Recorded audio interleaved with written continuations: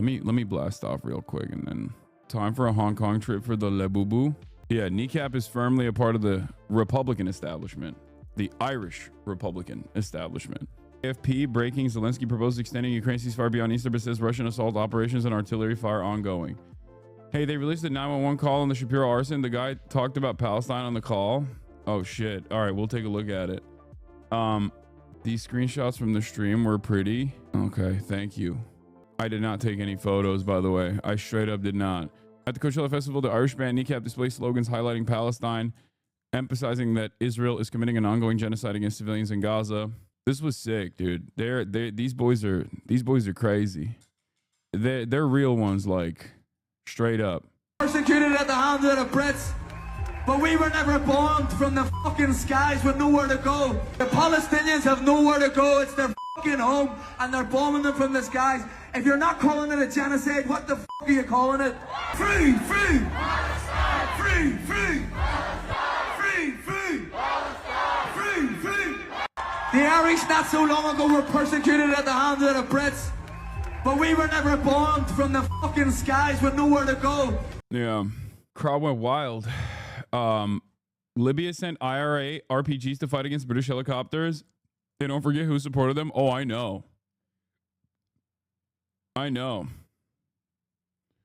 You had an internet exclusive concert on stream. You gotta flex that forever. Yeah, it was dope. I mean, it was worth it for sure. DJ Prove, actually a teacher before. I asked him. Yeah, he's an Irish teacher. He was a Irish teacher. So that is real. I asked them how much they embellished, and they were like 90% real. How did the DJ Mustard thing come about? The DJ Mustard thing, I didn't participate in because like I just didn't think that it was like I didn't think I had the time to do it, because I wasn't gonna stream the entire time all the way up until DJ Mustard, and I think they wanted me to like shoot stuff with them, but I just made the executive decision not to go through with it. I felt like it'd be too hard to. I felt like it'd be ridiculous to just like stream until 11. That's insane. I don't want to hear from you guys on this, okay? I just know what works, okay? I know what works, and I knew that there was no way to like effectively stream Coachella when March wanted to go party, Will wanted to go party. I wasn't gonna just like how do you think I would have done with all the gear on me by myself, running around and ducking like security that'll tell me I'm not allowed to fucking film? Like, it's just, you don't even think about these things. You're in your mind, you're like, dude, I don't get it. Just like lug all the equipment by yourself, film yourself, and then we can complain chess stream to 5,000 people until you go on stage with DJ Mustard at the end of the night at 12, you know?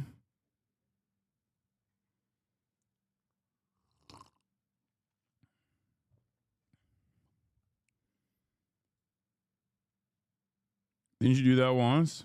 Do you feel safe in environments like this where there's so many people? Yeah, of course I do. Don't enable our parasocialist tendencies. Yeah, don't worry, I'm not. Okay, so we're blasting off. Dude, look at the fucking bot. Aren't you there like terrorist propaganda videos?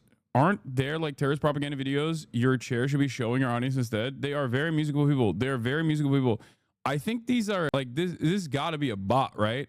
Like there is something going on with like pro-Israeli accounts where they just, even if someone is like a full human being, the moment that they become a pro-Israeli account, they turn into a fucking NPC. They turn into a goddamn bot. Very strange.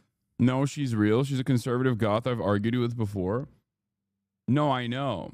Your last video is kind of blowing up. Oh my God. The conservative awakening has begun. Oh my God, this is 500,000 in fucking 21 hours. I didn't even realize. How are you conservative and goth? I don't know.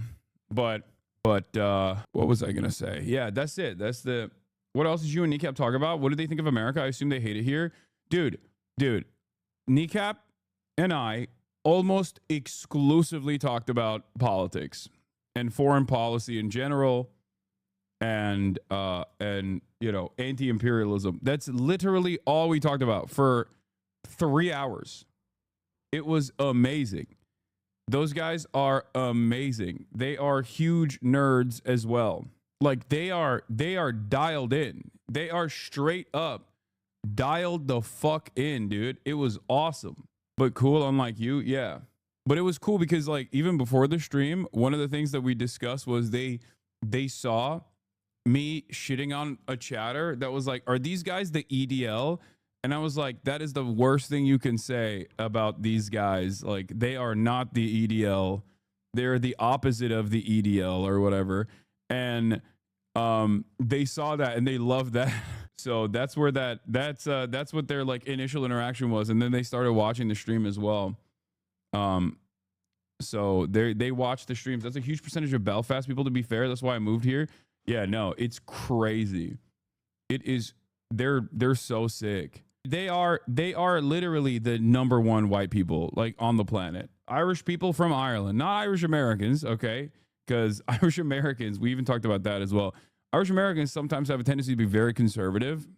And I think like Irish people from Ireland look at that and they're shocked by how conservative Irish Americans get. But the reality of the matter is like we even talked about that where they're like, yeah, it's because like it's whiteness where within American politics, like once Irish people were accepted as white because they had white skin, even though they like were initially oppressed, it became like they became a part of the in-group. It's just cool. It's cool to watch. It's cool to have a conversation with people that just get it, you know? But yeah, they kept saying, you got to come, and I'm going. Okay? I'm going to the north of Ireland. Not Northern Ireland, but to the north of Ireland. But yeah, they're dope. Asmin hating on you right now. What else is new, man? Oh my God. The sky is blue. Asmin is hating on me. Maybe he should stop hating on me and start loving on me. Okay. Oh no. Oh no. I can't believe Asmin Gold is hating on me. What will I do? Brother. Oh, brother.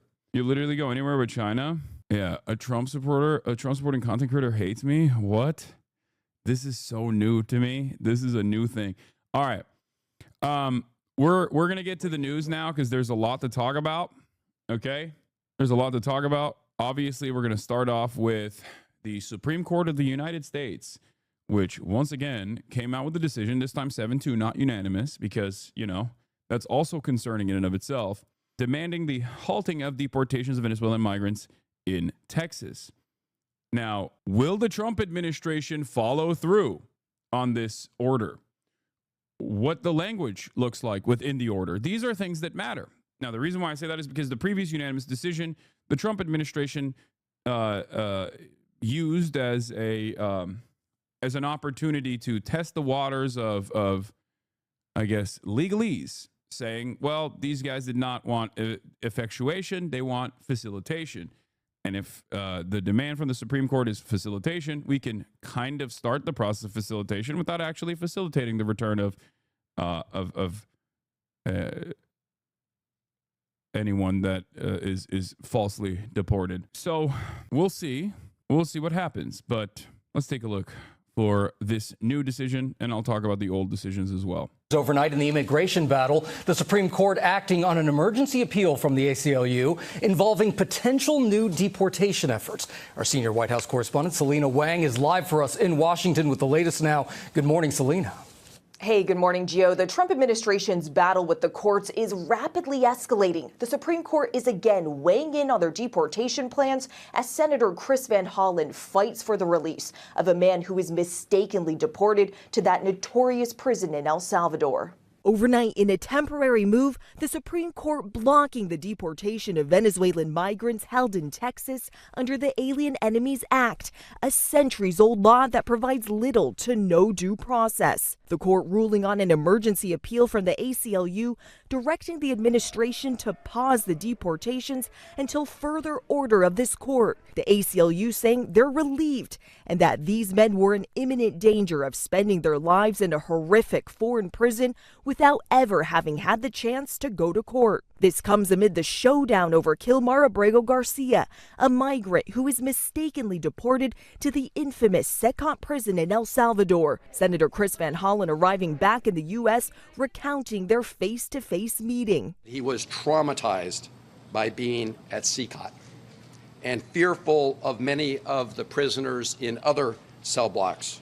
Van Hollen says Salvadoran officials gave Dude, the stuff that the right wing, the stuff that the right wing administration and right wing influencers have been doing surrounding this story, unironically resembles like the shit stirring and the smear, the smear campaigns that like online lolcows engage in. It is kind of wild experiencing that as someone who both covers the news and has a more professional understanding of critical media analysis, and as someone who also routinely is the target of this like bottom of the barrel type like smear campaigns that initially were focused on, I don't know, random dark corners of the internet, like anonymous forums like on 4chan or the doxing forum, which I will not name. And now, because of Twitter, because of the Twitter purchase by Elon Musk and the 4chanification of Twitter, that has totally made the American government behave in the exact same way. There are photoshopped images, for example. It's kind of crazy that the Nayib Bukele administration in El Salvador and the MAGA movement across the board is engaging in some of the craziest ways to just lie actively. This is the hand of the man that the Democrats should feel should be brought back to the United States because he's such a fine and innocent person. They said he's not a member of MS-13, even though he's got MS-13 tattooed on his knuckles. And two highly respected courts found that he was a member of MS-13, beat up his wife, etc. I was elected to take bad people out of the United States, among other things. I must be allowed to do my job, make America great again. This right here is so insane because, like, this is the worst, the fakest, most ridiculous Photoshop I have ever seen. I think they're trying to not say his fingers have MS-13 on it. They're trying to say that these images correspond to MS-13. Okay, but what's interesting about this is I don't even know if he has these finger tattoos. That's number one, and number two, they were so not MS-13 that not a single one of these tattoos were dinged initially. Not a single one of these tattoos was initially brought up in the first police report or the subsequent deportation reports. Because ICE fills a report to be like, these are the tattoos that we found on them to consider to be MS-13. And it's also wild because, yeah, this is New York Post runs an article suggesting the tattoos of Abrego's hands are a sign of MS-13 affiliation, using a tweet from Captive Dreamer, an actual Nazi, as a source. This is Jesse Singal criticizing it. Libs are even freaking the fuck out about this. Right-wing liberals are freaking the fuck out about this. Bill Kristol is writing about how insane this is. Like, in the previous Trump administration, you had liberals be like, we got to abolish ICE. Second Trump administration, you have liberals writing articles about assassinating high-profile politicians, and you have Bill Kristol talking about the abolition of ICE. I don't know where we go from here, but I am at least a little bit glad that like even the most right-wing neocon reactionary freaks that still have some semblance of like institutions and the defense of institutions are recognizing that there is a need for change. This doesn't mean that all of these guys are genuine. This does not mean that these people are your allies right now, or they will remain your allies. But the reality of the matter is, I think there is a change in the overall vibes and the overall attitudes from the American public. I'm hearing like the very fact that, you know, I can't wait till it happens or someone should do it. Like statements like that, vague statements like that are being pushed out openly on the fucking timeline by liberals, okay? These are not like radical extremist. These are not radical extremist leftists saying this kind of stuff. It's actually your moms and your dads. It's like accountants, nurses, teachers, people that are people that you would never expect to say things like this. It is truly a wild time. And I think that the Democratic Party, of course, is not seizing on the moment and the anger and resentment, but I will say this has been my greatest moment of vindication, for the record. As Waifu Gender Bent Mao says, you were saying a few weeks ago that normies don't know about the deportation regime. Has the Kilmar case changed that? Yes. What did I tell you? This is not even just like my moment of vindication for the past year. This is my moment of vindication for the past decade. I always have stressed the importance of Democratic politicians actively making a bigger deal about some of the awful things that the Trump administration or any administration is doing about migrants will inevitably cause media coverage around the atrocities, and that will inevitably cause the American public to very quickly turn around and go, this is unacceptable. I've been saying this. I've been saying this for years. I said this in the Biden administration, in the beginning of the Biden administration, where I openly stated early on, April or February of 2021, when the Biden administration was using Customs and Border Patrol to, whip Haitian asylum seekers of the border, I was saying they cannot do this. They have to abide by the campaign promises that they made the first 100 days of immigration, like actively trying to create pathways towards amnesty. And if they don't do that, and if they cave and capitulate the right-wing framing on this issue, which I expected they were going to do, which they of course did, that the entire conversation would flip to the right and Americans would become incredibly reactionary on the issue of immigration, which happened. And in that time, in that exact time frame, I kept repeating over and over again, this is dangerous. This is very dangerous, both because this administration, the Trump administration, if they come into power, will actively seize on the right-wing white nativist sentiment and will do a cruel deportations regime. And if the liberals don't actually push back and don't counter message around this issue, Americans will be asleep. And for the first couple of months, Americans were indeed asleep. But the Kilmar Abrego situation changed that discourse. Why? Because the admin, due to one immigration attorney of the federal government and his moment of honesty, his brief moment of recognition and honesty, which he was subsequently fired over, okay, where they admitted that they had made a mistake in deporting Kilmar Abrego Garcia, a Maryland resident, to El Salvador, despite previous court orders not to deport this man to El Salvador. They made a mistake and they admitted that mistake, and that all of a sudden was a pivotal moment where people started focusing on this issue. And then Maryland Senator Chris Van Hollen, as I said, as I supported over and over again, actively pushed the issue and put his body on the line, flew directly down to El Salvador, and this became an even larger issue of note. It became an even more worthwhile issue. More media coverage around it, more attention being put on the Trump administration's erosion of due process, more focus around deportations and unjustifiable deportations in general. And this, in and of itself, is the reason as to why the El Salvador admin had to back away and get Chris Van Hollen, the Maryland senator, to visit Kilmar. I'm telling you right now, no, they didn't admit they were wrong. One of their lawyers did and was promptly fired for doing so. No, what do you mean? That's what I said. The administration's attorney accidentally, in a moment of honesty, admitted to a mistake. That was enough. That was the pivotal point. Do you understand? For years and years, I have been screaming from the mountaintops about Democrats doing exactly what Van Hollen should have been doing, okay? Or what Van Hollen has done. Make this an issue that people have to pay attention to. And the first moment that they seized on that opportunity, we are seeing changes occur. Do you understand? This is why I always stress the importance.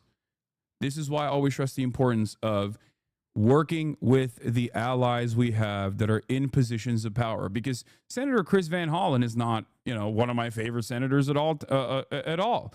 He is not close to me ideologically at all, but he did the right thing in the right moment. He actually moved beyond platitudes. Okay.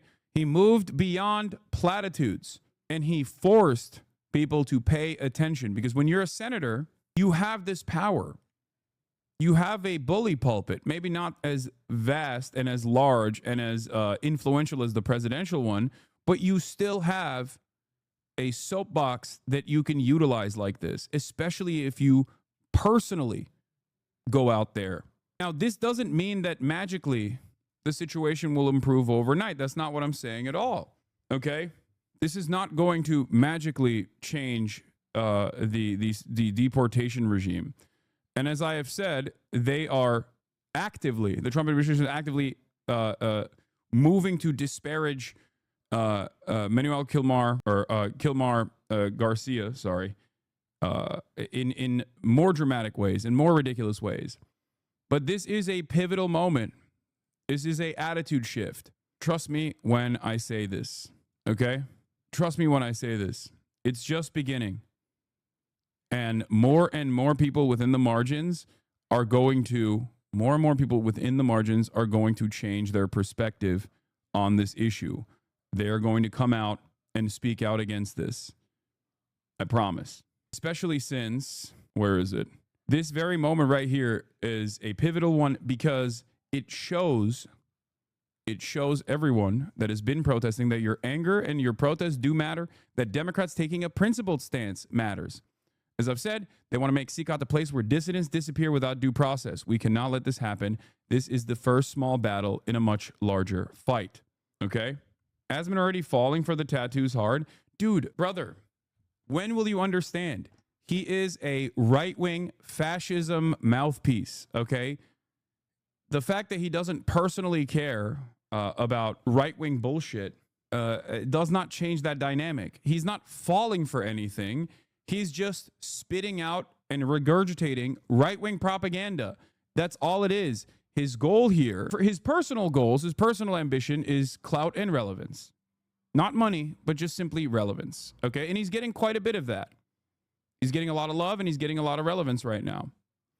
But the way to achieve that is by just repeating whatever the right-wing dumbfucks want to hear. Okay? It's not about being correct. It's never about being correct. It's not about like avoiding coming across as hypocritical or anything like that. Very few people that are that invested in the right-wing project care about that. Okay? He simply cares about regurgitating right-wing propaganda because that offers him clicks, relevance, and a lot of love from an audience that wants this bottom-of-the-barrel right-wing propaganda, while also demonstrating himself as an apolitical centrist who seemingly almost always finds himself suspiciously on the reactionary side of every issue. He's genuinely trying to capture what he thinks is some kind of reasonable...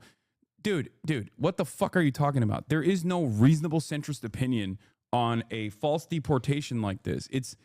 He thinks that he thinks that he can present himself as a centrist who is approaching this within the boundaries of reason and claiming that he's apolitical, because that's what right-wingers do. What are you talking about?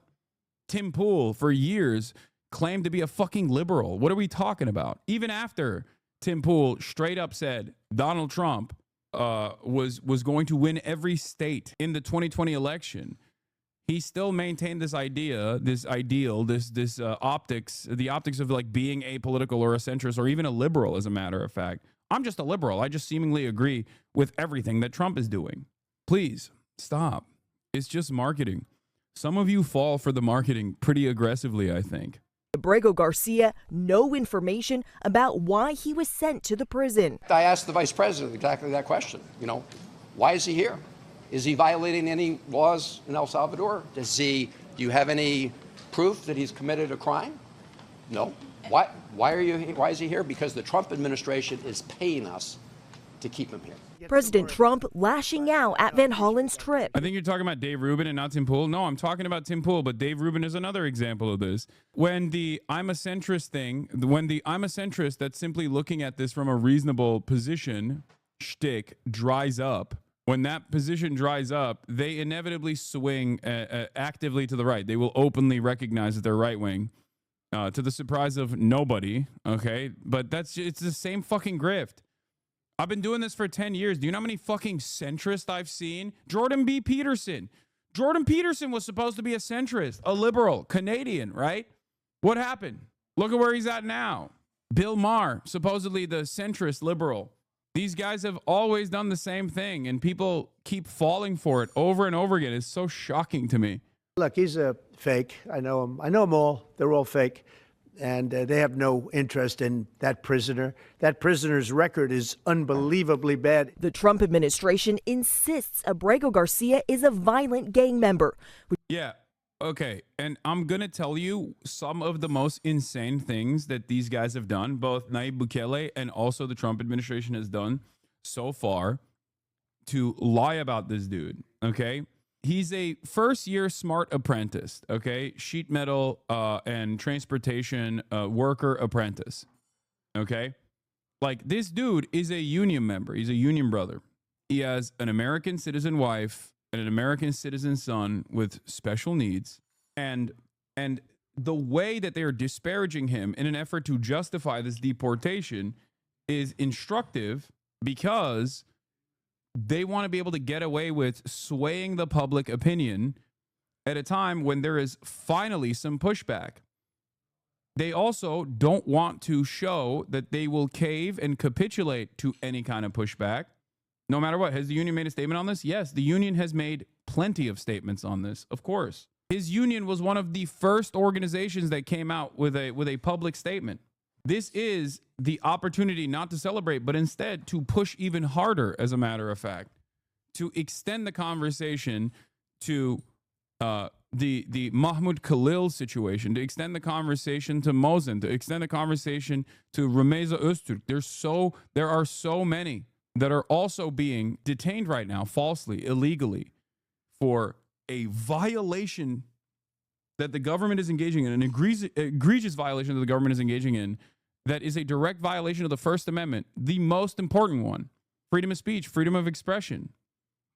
And the government knows that these guys are simply being detained and possibly deported because of what they have done, what kind of exercising of the First Amendment they've engaged in, because they want this to be a way to open the conversation, a way to erode the First Amendment protections, first for non-citizens that are legal permanent residents, like, documented immigrants that are on a pathway towards naturalization to begin with.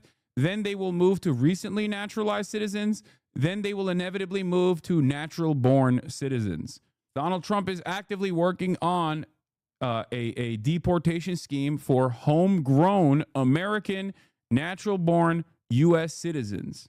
I'm telling you right now, this is where it is headed. I have not been wrong so far, so heed my warnings, okay? A lot of people are still kind of oblivious to the grand scheme here, the larger goals of this administration. Which his family denies. He has no criminal convictions and they've provided no evidence. Van Hollen says the administration is blatantly defying the Supreme Court, which has ordered them to facilitate Abrego Garcia's release. Senator Van Hollen says that Abrego Garcia's case is about more than just one person. He says it's about protecting the constitutional rights and due process of every person who lives in America. Janae? All right, Selena Wang there in Washington. Thank you. I do need you to understand something here, okay? So Chris Van Hollen did this thing, and it saw some success. And as is the case, I will give you an analog from like petty grievances that online influencers that love drama and the smear campaigns that they engage in to help you develop a better understanding of how devolved the current administration actually is, because they're doing similar 4chan tactics here, okay?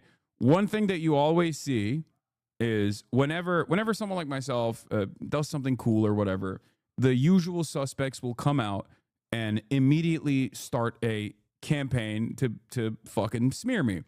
One of those was this one, ironically enough, when the Content Cop came out with iDubbbz.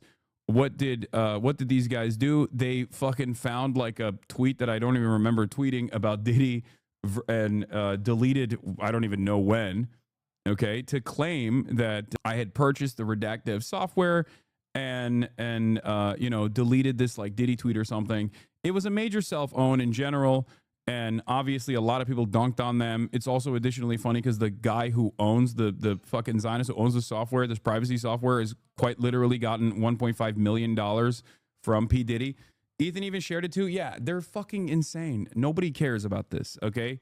Now, the point I'm trying to make here is not what happened here. The point I'm trying to make is that, like, this kind of low-hanging, fruit, like this kind of, like, ridiculous smear, okay, this kind of fucking ridiculous smear in and of itself is something that you normally wouldn't expect from any sort of serious administration. It reeks of desperation, okay? It reeks of desperation. When you recognize that you're losing the battle, you're just looking for anything you can to disparage the people involved, okay? Even if you're, I mean, you behave like a fucking online degenerate stalker, and that's what the administration is doing with the tattoo thing, or that's what Nayib Bukele did. Okay, with this, hold on, this right here was the Bukele administration's attempt, where they placed these fucking glasses with salt on the brim and a cherry to make it seem like he was sipping margaritas with Senator Van Hollen, okay? Like, that is such low effort, such bottom of the barrel clown shit, okay? Like, that was the first attempt. That was the first attempt to be like, see, he's having a great time. And you can see in his fake fucking face, he's not having a great time. Like, look at him. Does this look like the face of a man who's having a fucking great time?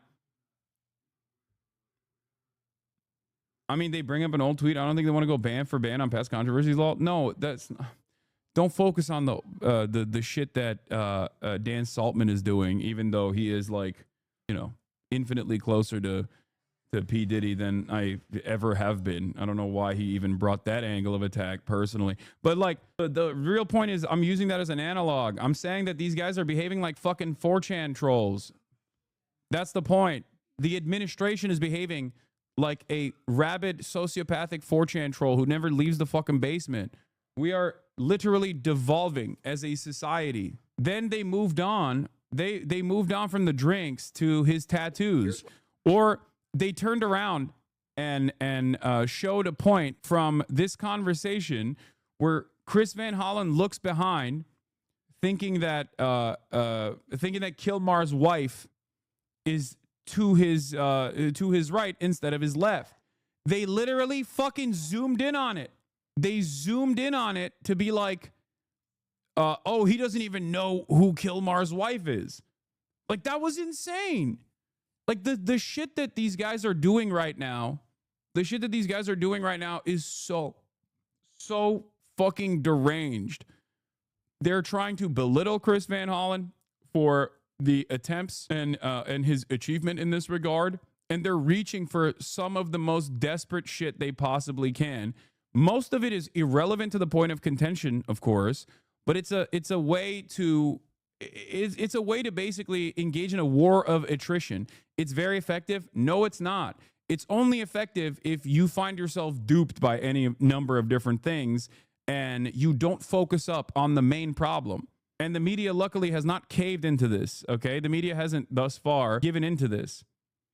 One thing that they also did was bring up the domestic civil, the domestic issues that Kilmar and his wife had, right? Immediately, they were like, see, he's a wife beater. He's a wife beater. It's like, bro, his wife is literally prominently on stage every day demanding his return. That doesn't make you question the things that you're going along. That doesn't make you question the things that you're presenting as like a reason to keep him in fucking El Salvador. Not only did she file for a temporary restraining order, she never actually fulfilled the restraining order in any way. She never actually fulfilled the restraining order at all. She also had to give quotes to Newsweek about this, where she had to be like, "Listen, wait, I was really worried and I guess quote unquote jumped the gun when I filed for this out of caution because of my previous relationship that was abusive, and we worked through our problems." And I never actually fucking filed I never actually went along with the restraining order in general. We went to marriage counseling, and we're in a fucking loving relationship where I want my husband to come back to the United States of America. So the idea that this is enough for enough justification for deportation is silly on its face, but it doesn't fucking matter, right? It doesn't matter at all. They're just desperately grabbing onto anything and everything they can do. I'll give you another analog. It's like when the ADL recognizes that they have lost the battle, the propaganda battle. The ADL does not have any power here, any influence here in swaying public opinion because of Israel's atrocities. What do? They turn around and focus their attention and their priorities on increasingly smaller targets. After October 7, Bill Ackman was doxing Harvard students for writing fucking in the Harvard newspaper identical pieces to the Haaretz editorial board that said October 7 is still directly the responsibility of Israel, which is true. It's a correct statement. And a bunch of Harvard students got doxxed for that. And Bill A. Packman was running around demanding flesh, okay? A year into Israel's genocide, the public opinion has changed dramatically against Israel. And what are they doing now? They're going after like the Weather Channel for having a fucking advertisement where one of the models is wearing a keffiyeh. So like the targets change and they get increasingly pettier, increasingly more petty, and increasingly less consequential targets overall. But it's an act of desperation. Okay, that's it. This comes from the desperation that they recognize because they're losing. They're losing on the public front. People are starting to recognize what the fuck's going on. Do you understand? They're just grasping at straws. They're just trying to grab onto anything and everything they can. So here's what happened. When I first sat down with Kilmar, we just had glasses of water on the table. I think maybe some coffee. And as we were talking, one of the government people came over and deposited 2 other glasses on the table with ice, and I don't know if it was salt or sugar around the top, but they look like margaritas. And if you look at the one they put in front of Kilmar, it actually had a little less liquid than the one in front of me, to try to make it look, I assume, like he drank out of it. Let me just be very clear. Neither of us touched the drinks that were in front of us. And if you want to play a little Sherlock Holmes, I'll tell you how you can know that. So if you look at the video or the picture I sent out from the beginning of our meeting, you'll see there are no glasses on the table. So you'll see in later videos they are on the table. But they made a little mistake. For some people are very careful, right? This is bad Hasbara, exactly. They're doing Israel shit. That's what they're doing. It reminds me of a desperate but violent state that is actively trying to do anything and everything they can to disparage the people that they are torturing, okay? And those who demand an end to said torture. If you sip out of one of those glasses, some of whatever it was, salt or sugar. Additionally ironic because Nayib Bukele is Palestinian, by the way. I hate to recognize that and I hate to admit that, but he is... he is probably the worst Palestinian on the fucking planet, but... Would disappear. You would see a gap. Yeah, people don't know that Nayib Bukele is literally Palestinian. Nobody drank any margaritas or sugar water or whatever it is. But this is a lesson into the lengths that President Bukele will do to deceive people about what's going on. And it's also shows the lengths that the Trump administration and the president will go to, because when he was asked about a reporter about this, he just went along for the ride. So the White House and the president had been lying about this case from the beginning, from the Supreme Court to the Yeah, look at this. Hey, Chris Van Hollen, I went ahead and changed your office plaque for you. Chris Van Hollen, senator from El Salvador. Oh my God, they're so fucking stupid. That's the other thing. They're doing like a bunch of AI art to be like, oh, he wants to kiss and make out. He wants to make out with the MS-13 gang member. He wants to have gay sex with the MS-13 gang member. LOL. And these are like 65-year-old, 75-year-old adults, okay? No self-respect, no decency whatsoever. Oh, we're epically owning these people. It's good to be home. Now we need to end the illegal abduction of Kilmar Abrego Garcia and bring him home too. We're joined by his wife, Jennifer, by his mother, Cecilia, by his brother, Cesar, and thank all of the rest of you who are joining us in solidarity with the Constitution and Kilmar. Look, I'm a little sleep deprived, and I want to be as clear as possible about what this is about and what it's not about. So I'm going to read the remarks that I wrote on the plane ride home. As the federal courts have said, we need to bring Mr. Abrego Garcia home to protect his constitutional rights to due process. And it's also important that people understand this case is not just about one man. It's about protecting the constitutional rights of everybody who resides in the United States. Yes! If you deny the constitutional rights of one man, you threaten the constitutional rights and due process for everyone else in America. Yes. The Fourth Circuit put it very clearly in its strong opinion yesterday, and I quote, "It is difficult in some cases to get to the very heart of the matter, but in this case, it is not hard at all. The government, in this case the Trump administration, is asserting a right to stash away residents of this country in foreign prisons without the semblance of due process that is the foundation of our constitutional order. Further, it claims, in essence, that because it has rid itself of custody, that there is nothing that can be done. This should be shocking not only to judges, but to the intuitive sense. Yeah, I will talk about the liberals going crazy too. Far removed from the courthouses still hold dear." No, Kilmar is not back on U.S. soil, but Senator Chris Van Hollen's efforts, at the very least, move the needle in the direction of inevitably bringing him back to U.S. soil, to his family, to his friends, to his coworkers, to his brothers in the union. Okay? He has MS-13 knuckle tattoo. I know. Every fucking knucklehead on the planet is coming in and going, he has an MS-13 knuckle tattoo. It's like, who? No. What the fuck are you talking about? He's outside CCOT now. He's in another prison that's less insane. You want to know something that is hilarious about the knuckle tattoo situation? The fucking ICE agents, if he truly had knuckle tattoos initially that suggested MS-13 gang affiliation, would have put that in the report. That's it.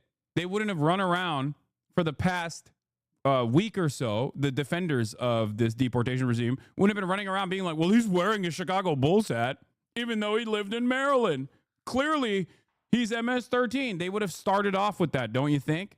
It was never even on any of the fucking, it was never even presented as evidence. MS-13 is super tatted up. Okay? If you're MS-13, you're tatted up. People don't necessarily hide that they're MS-13 affiliated. Okay? The idea that like the Department of Homeland Security failed the precursory analysis of his tattoos for multiple years at this point, only to recognize them after the administration openly admitted that they wrongfully deported this man to El Salvador, after a previous immigration court judge said that he specifically is not MS-13 and is in threat. He is under threat by MS-13. If he were to be deported to El Salvador, he would most likely get killed.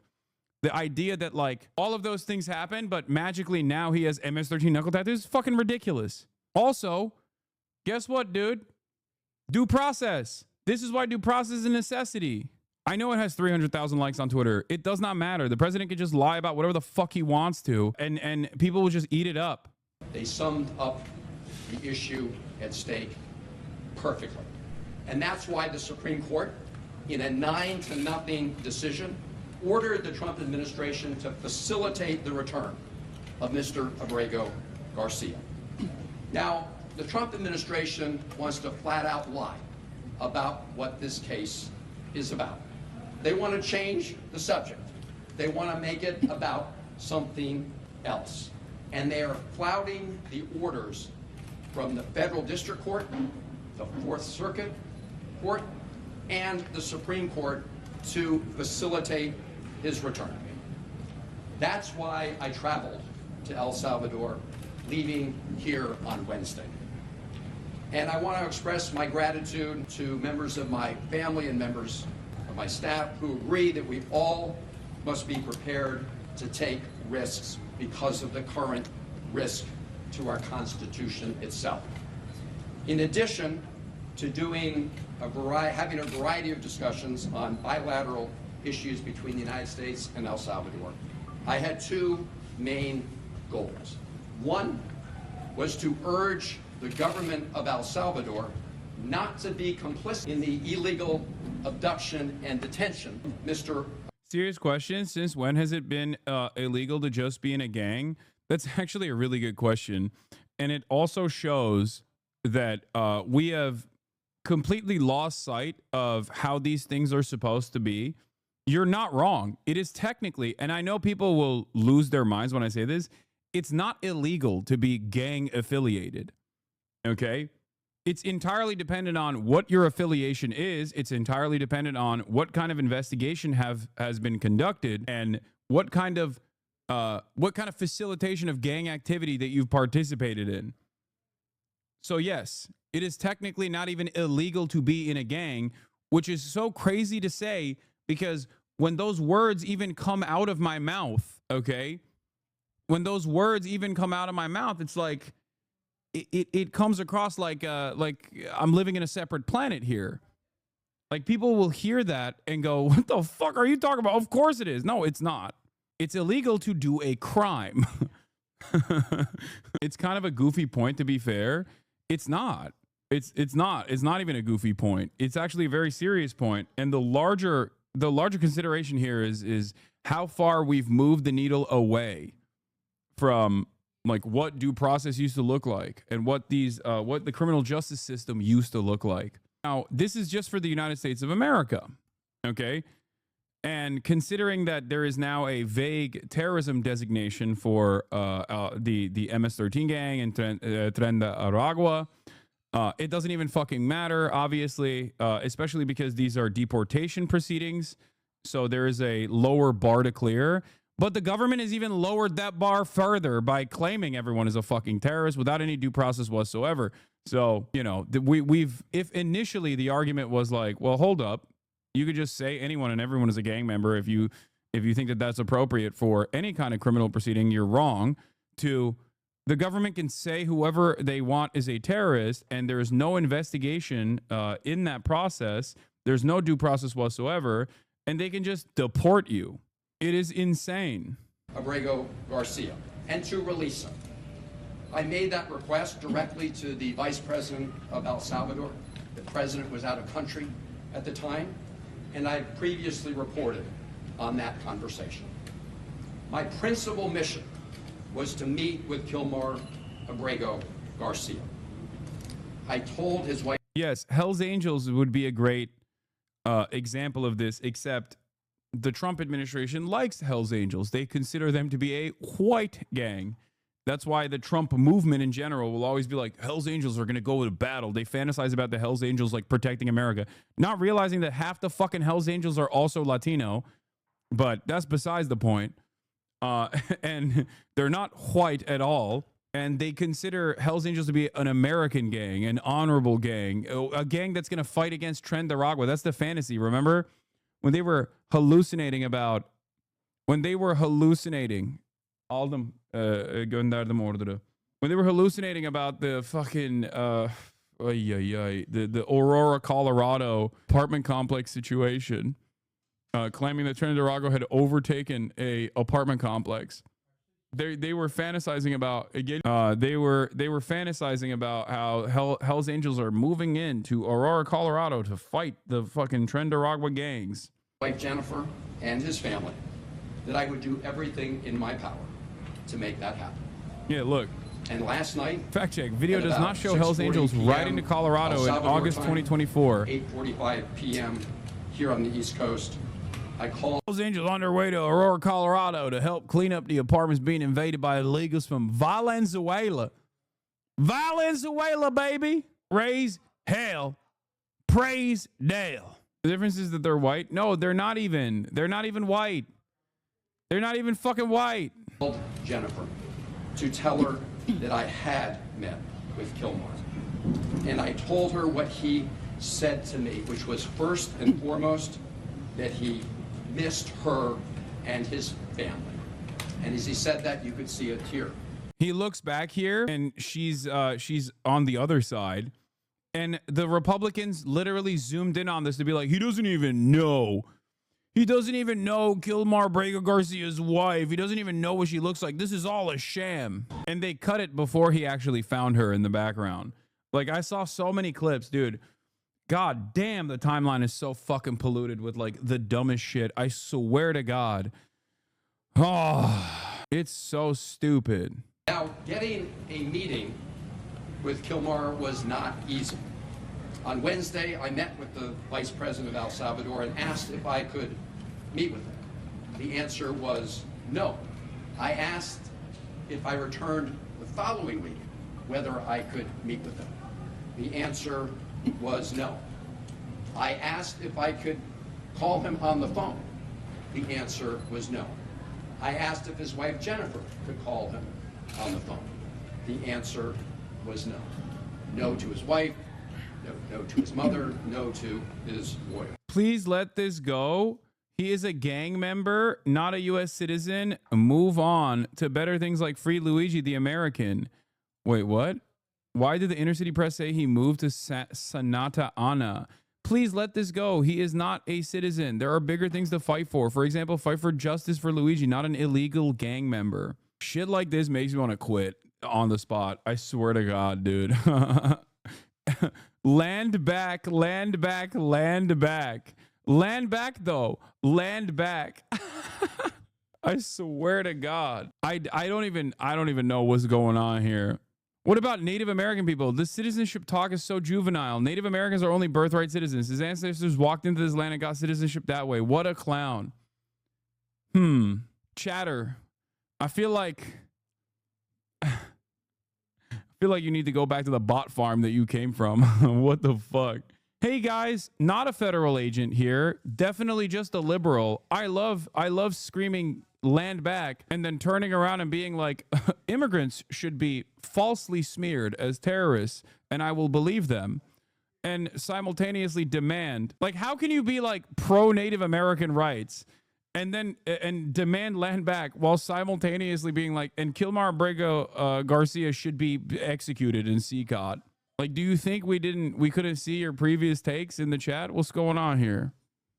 What bot farm? I am a Cali. That was speaking about Native American land back. I'm a Cali Native American.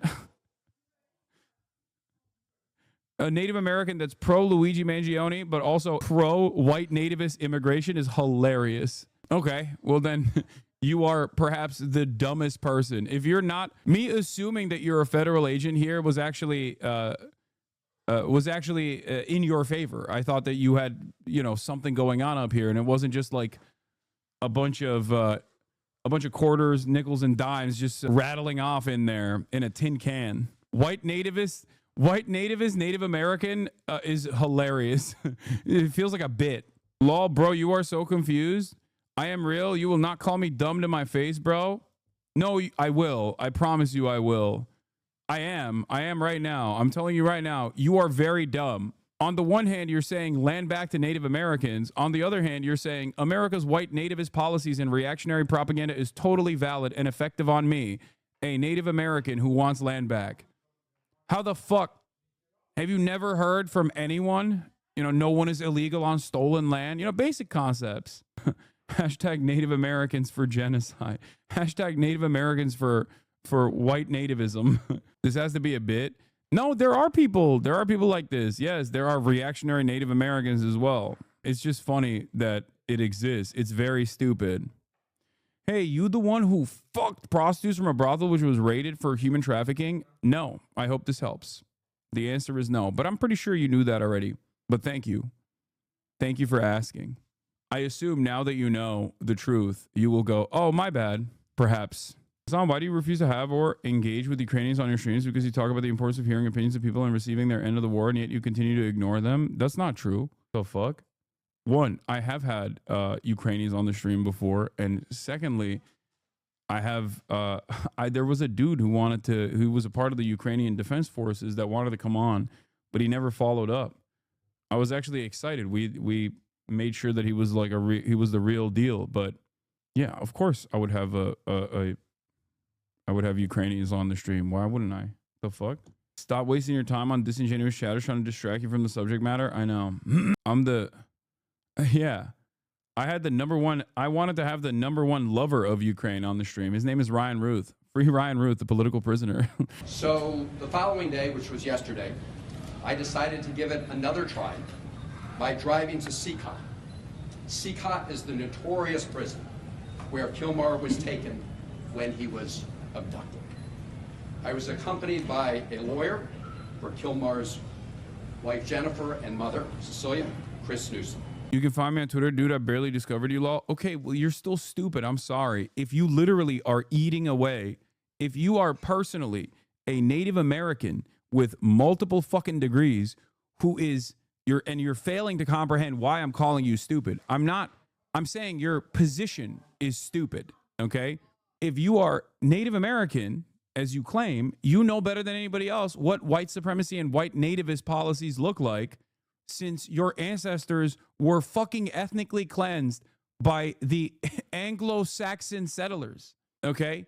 How can you not follow that logical through line to its inevitable conclusion of a random Salvadoran man who has come to U.S. soil to work an honest job and marry an American citizen, have a child here? How can you fucking turn around and be like, nah, this guy's actually a MS-13 gang member? No, it's not. He isn't illegal. Point blank, period. He did not get sent there for no reason. Yes, he did. He did get sent there for no reason. You are so fucking stupid. Oh my God. Would you ever collab with a Mexican? Or do you just eat our food, al pastor? I collab with a Mexican every day. His name is Mauricio, also known as March. I think some chatters think he's actually Asian now because we meme about that all the time. Autentico. Yeah. Anyway, I will respect his race change to Asian. Anyway, stop giving your Twitter out. Oh my God, you're too stupid to understand how the internet works, I think. Listen, chatter. When the Anglo-Saxon hordes of settlers came on to your ancestral homeland, the justification for wiping out your great-great-great-great-grandparents were identical to the justifications that you are recirculating in this chat. That this person has no right to be here. This person is violent. This person has done violence. He's a gang member. It is a modernized version of the manifest destiny white nativist arguments made. This is the tragic irony that you fail to comprehend. This is why I'm calling you stupid. If you're actually a Native American who is eating the white nativist anti-immigrant propaganda, you're a little dumb. I'm sorry. Please reconsider your stance, okay? The very same people, the very same groups, and the very same ideology that called your ancestors savages that must be purged from this land that will belong to the Anglo-Saxon Protestants are the very same fucking groups now saying the exact same thing. It's the same ideology. If you cannot comprehend this, I don't know what to tell you. This is the point, okay? Whether I assume that you're a federal agent or not is irrelevant, okay? That's more so just a meme. About 3 kilometers outside of Seacot, we were pulled over by soldiers. And it is not just Kilmar Abrego Garcia that is falsely deported. The reason why we are talking about Kilmar Abrego Garcia is because out of the 90% of all people that have been deported to CCOT thus far that have no criminal record whatsoever, he was the only one that the federal government accidentally admitted a mistaken deportation on. He literally said, or the federal government's immigration attorney accidentally revealed in a moment of honesty that they had fucked up. That's it. That is why this is a story. The reason why this is a story, despite the fact that it is simply the tip of the iceberg, okay? The reason why this is a story, in spite of the fact that it's only the tip of the iceberg, is because of that reason. Because it's such an obvious error, and it's so cruel and so uniquely unjustifiable that even Democrats are basically fucking running on with this and actively campaigning against it. No, lol, teach me. I don't know the internet like that. My bad. I'm a regular person, and I do not think you can comprehend that gang life in Mexico and El Salvador is really bad. I'm against human trafficking, etc. How did he get here? I did not see this was an accident. Where is that? I mean, I've been covering it nonstop. Maybe if you stop chirping in the chat and just listen to what I was saying, you would understand that this person not only was mistakenly sent to El Salvador, the federal government openly admitted that that was a mistake that they sent to El Salvador, which is precisely the reason why this is actually an active conversation that's taking place right now with Senator Chris Van Hollen going all the way down to El Salvador to try to at least get proof of life, which he successfully did. Stop believing the lies that the government tells you. Oh my God. Every single person that's like, I'm the biggest skeptic. I think all politicians lie to you. Eat up the fucking anti-immigrant propaganda, hook, line, and sinker. It is shocking, okay? It is shocking how little healthy skepticism they demonstrate against certain narratives that correspond to the ideology that's baked into their minds. White supremacy, white nativism, despite being a Native American, apparently. You could see the rest of the traffic was allowed to go by. We were pulled over by soldiers and told that we were not allowed to proceed any farther.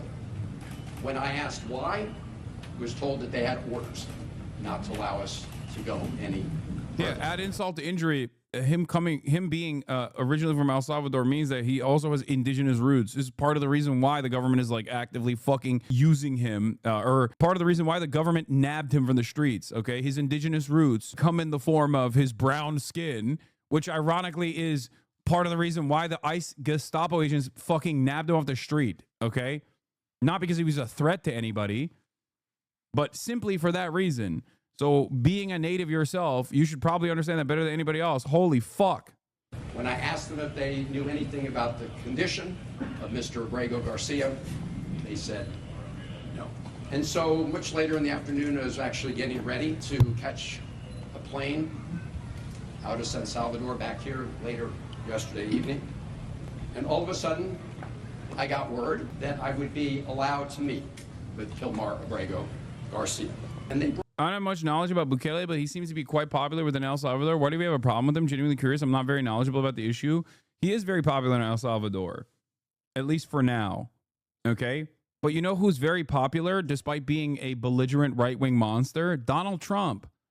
His popularity has only seemingly started to wane as of the last month or so, even though he's done like horrible things, and that's barely put a dent in his popularity, his approval ratings, as opposed to his first term. That's it. Popularity in this case does not necessarily mean it's right. I mean, Hitler was popular with the Germans. Franco was popular. Donald Trump is popular. Vladimir Putin is popular. This doesn't mean that they're correct. Hotel where I was staying. And after that meeting, as I said, I called his wife, Jennifer, to report on some of the news of that meeting. And now I'm going to report to all of you about our discussion.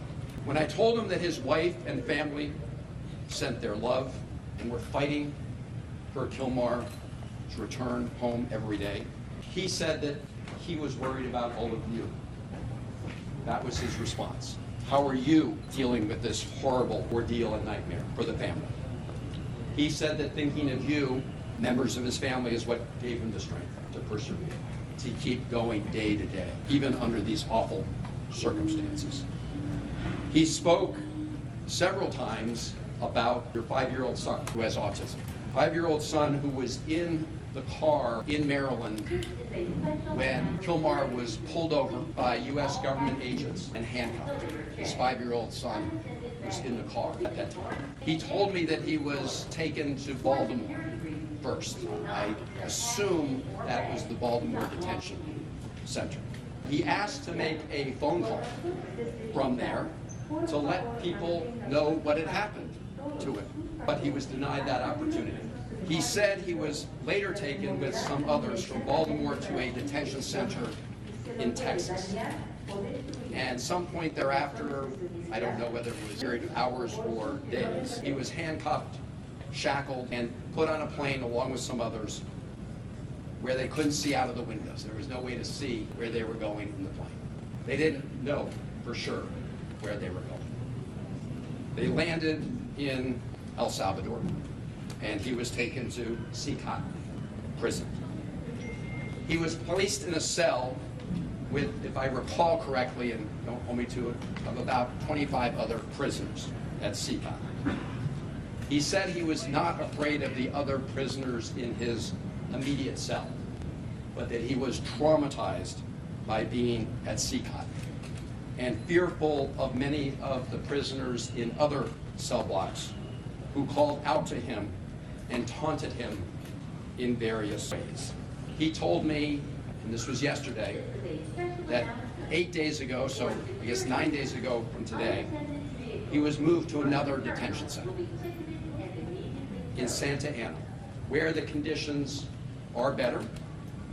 But he said despite the better conditions, he still has no access to any news from the outside world and no ability to communicate with anybody in the outside world. His conversation with me was the first communication he'd had with anybody outside the prison since he was abducted. He said he felt very sad about being in a prison because he had not committed any crimes. Yeah, the Sikhat facility is such a horrible facility that even the American government acknowledges its atrocities, the atrocious conditions. I would go so far as to say that the Trump administration is using Sikhat specifically for that purpose as well, because it is a horrible, like it's a prison that has worse conditions than the American prisons. It is a concentration camp. And I have long detailed the exact reasons as to why this administration is using Sikhat and this deportation regime to inevitably ship away anyone and everyone they claim to be a terrorist for exercising dissent, their First Amendment rights, and tackling all of those issues. They're using multiple different court battles at the same time and trying to see how far they can take this, basically stress testing the system and what remains of the institutional control, what remains of the separation of powers, in an effort to write new rules, create new precedents so they can legally, in air quotes, create this deportation regime. It's on the one hand, with the likes of Mahmoud Khalil, they're looking at basically taking away people's green card and legal permanent residency for the crime of their free speech. They want to criminalize free speech to the best of their ability for non-citizens first, documented legal permanent residents first, and then they will inevitably move to recently naturalized citizens. Then they'll inevitably move to naturalized citizens across the board. Then they'll inevitably move to natural-born U.S. citizens. These are things that the Trump administration has actively talked about. Okay? They also simultaneously need to erode due process. And if the courts respond to that, they need to violate court orders. They want to destroy the persuasive power that the highest court in the United States of America has, completely eviscerating the separation of powers so that no one can stand in their way. Part of that also means you have to eliminate dissent and any sort of legal battles that you might see. And a way to do that is to go to all of the largest law firms in the country and actively target them to make sure that they play ball, so that any law firm that has federal that works in the federal court system cannot go into federal property. That's a thing that the Trump administration did. And I don't want to say quietly did that. They openly did it, right? With an executive order. But the problem was, Bud, you literally read like a Fed courting a 15-year-old boy on a 4chan board? What are you talking about? I don't know who you're referencing in the chat. I will watch it later, but dude, it was real. Why are reports saying he's a gang member? I'm not a Fed or a racist. What the fuck? Why do people think I'm a Fed? That's crazy. It's because you're saying such unimaginably stupid things while also maintaining your native background that people see that juxtaposition and assume that you must be cynically saying these sorts of things because you're being paid by the federal government to actively agitate in the chat, like COINTELPRO style. Okay, that's why. It's because they're trying to ascribe some semblance of intellect to your brain, because what you're saying is so stupid and is so nonsensical with someone of your background, if you're being honest, that people are like, oh, this must be someone who is actively trying to sow dissent. Initially, it was a joke, and I don't think you're a federal agent at all. I think you were just kind of silly. But the reason why people think you're a Fed is because you're so goddamn clueless that people are like, this must be someone who hasn't had their brain erased and smoothened out by Fox News, but instead is like, there's a sign of life in there, you know? This is not like a vegetable. There's a sign of life in there, so there must be a secondary reason as to why they're behaving this way, you know? That's why people are calling you a Fed. Baba! Anyway, I'm done responding to this person. In chat, you should also stop responding to this person, please. They should just kick back and listen to my words, all right? When I asked him what was the one thing he would ask for in addition to his freedom, he said he wanted to talk to his wife, Jen. I told him I would work very hard to make that happen. I told him that in addition to his family, that all of you who are here today were fighting to bring him home. I told him that his brothers and sisters in his union, the sheet metal workers union, were fighting to bring him home. That brought a smile to his face. I told him that millions of Americans understand that what is happening to him is a threat to their own constitutional rights. I told him about the decisions of the federal courts, the district court, the Fourth Circuit Court, the Supreme Court. And I think that in addition to knowing that his family was fighting for him, all of that gave him strength. The fact that all of you here were fighting for him. I want to say something about the Trump administration's efforts to change the conversation about what this case is about. This case is about upholding constitutional rights for Abrego Garcia and for every American. President Trump and the Trump administration wants to say that those who are fighting to stand up for our Constitution don't want to fight gang violence. That is an outright lie. That is a big, big lie. I, for one, have been fighting against transnational gang violence, especially MS-13, for over 20 years.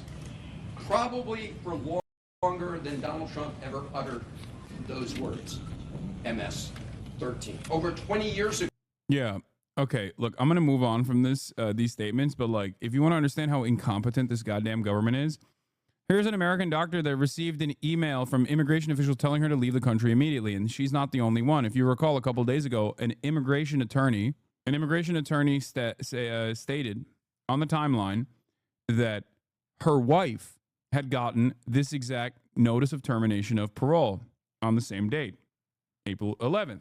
Initially, I was like, I don't know if there is validity to this, or I don't know if what happened here, right? Because it seemed so ridiculous that the federal government would actively do an email mass blast out to random people who are American citizens on accident of a notice of termination of parole. Except that is real. That is what happened. The government is basically doing like scam phishing emails at this point. Time for you to leave the United States. That's the first sentence Lisa Anderson saw in an email she got from the Department of Homeland Security Friday. The language seems pretty threatening to whoever it might actually apply to. She thought it was spam at first, but the email was very real after Anderson had it vetted. What created confusion is that Anderson, who's a physician and lives in Cromwell, was born in Pennsylvania and is a U.S. citizen. I really have no idea how my email ended up on that list unless someone else was using that as a false email. She now carries her passport on the advice of attorneys and is looking for representation from an actual immigration attorney worried about legal repercussions, something she never thought she would ever need. I don't have anything to do with immigration, and I never thought that I would be needed the services of an immigration attorney either, and that's where I find myself. This comes just days after 2 Boston immigration attorneys got the same email. Yeah, this is what I was talking about, the Boston from email. DHS, despite being U.S. citizens themselves. A senior DHS official telling our sister station, NBC Boston, that Customs and Border Protection has been sending these emails to people who do not have lawful status in the U.S., saying, quote, if a non-personal email, such as an American citizen contact, was provided by the alien, notices may have been sent to unintended recipients. CBP is monitoring communications and will address any issues on a case-by-case basis. Anderson is warning anyone who may have gotten the emails to take them seriously and get legal help. It does make me concerned there's a lot more people out there like me who probably also thought this was spam, who probably don't realize that they might have a problem. Yeah.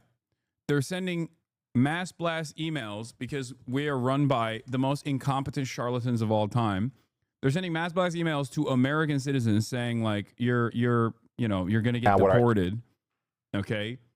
They're fucking doing the shittiest slop job of Photoshop here, which I guess you could say is simply to suggest that these tattoos are MS-13 tattoos, but it doesn't even matter because the audience is so goddamn stupid that they now believe that he has tattoos that say MS1 and 3 on his fucking knuckles.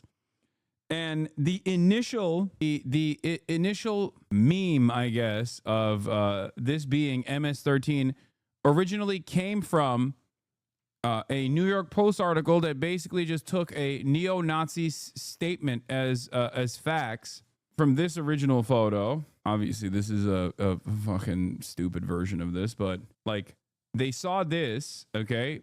They saw his knuckles, and then they started claiming that these were MS-13 tattoos. Some white supremacist account said this was MS-13 tattoos, okay? And now that white supremacist baseless speculation, is now in the hands of the bully pulpit and being used as a justification. That's how insane this situation is. Our ABC News exclusive. Joining us now is Jennifer Vasquez-Sierra, wife of Kilmar Abrego Garcia, the Maryland man who was wrongfully deported to El Salvador and is at the center of a legal battle playing out in the courts. And Jennifer, we want to thank you for joining us this morning on GMA. Yeah, they said the marijuana leaf is an M, the smiley face is the S, the cross is a 1, and the skull is a 3. That's what they're saying. Oh, thank you for having me. Yeah, we really appreciate you joining us. And we saw that Maryland Senator Chris Van Hollen, he flew to see your husband Wednesday. He released a photo of the two of them last night. What was it like for you to see that photo? It was very overwhelming. The most important thing for How would a skull be a 3 and a cross a 1? Dude, it doesn't matter. It's not chatters. It's all bullshit. That's my point. It's not, there is no logic behind it beyond I said so. And now the president is also saying so. It's kind of similar to Israel claiming Hamas-run health ministry. Their numbers are fucking fake in the aftermath of the El Ahly hospital courtyard bombing that Israel also claimed initially was Hamas. And then they said it was Palestinian Islamic Jihad. No evidence that they presented was actually real in the process. And then the fucking Biden administration came out and said the exact same things. And then lo and behold, once Biden said it, the media ran with it aggressively. It's just the same thing happening right now. The exact same thing happening right now. They're just grabbing onto whatever they can to disparage victims in this process.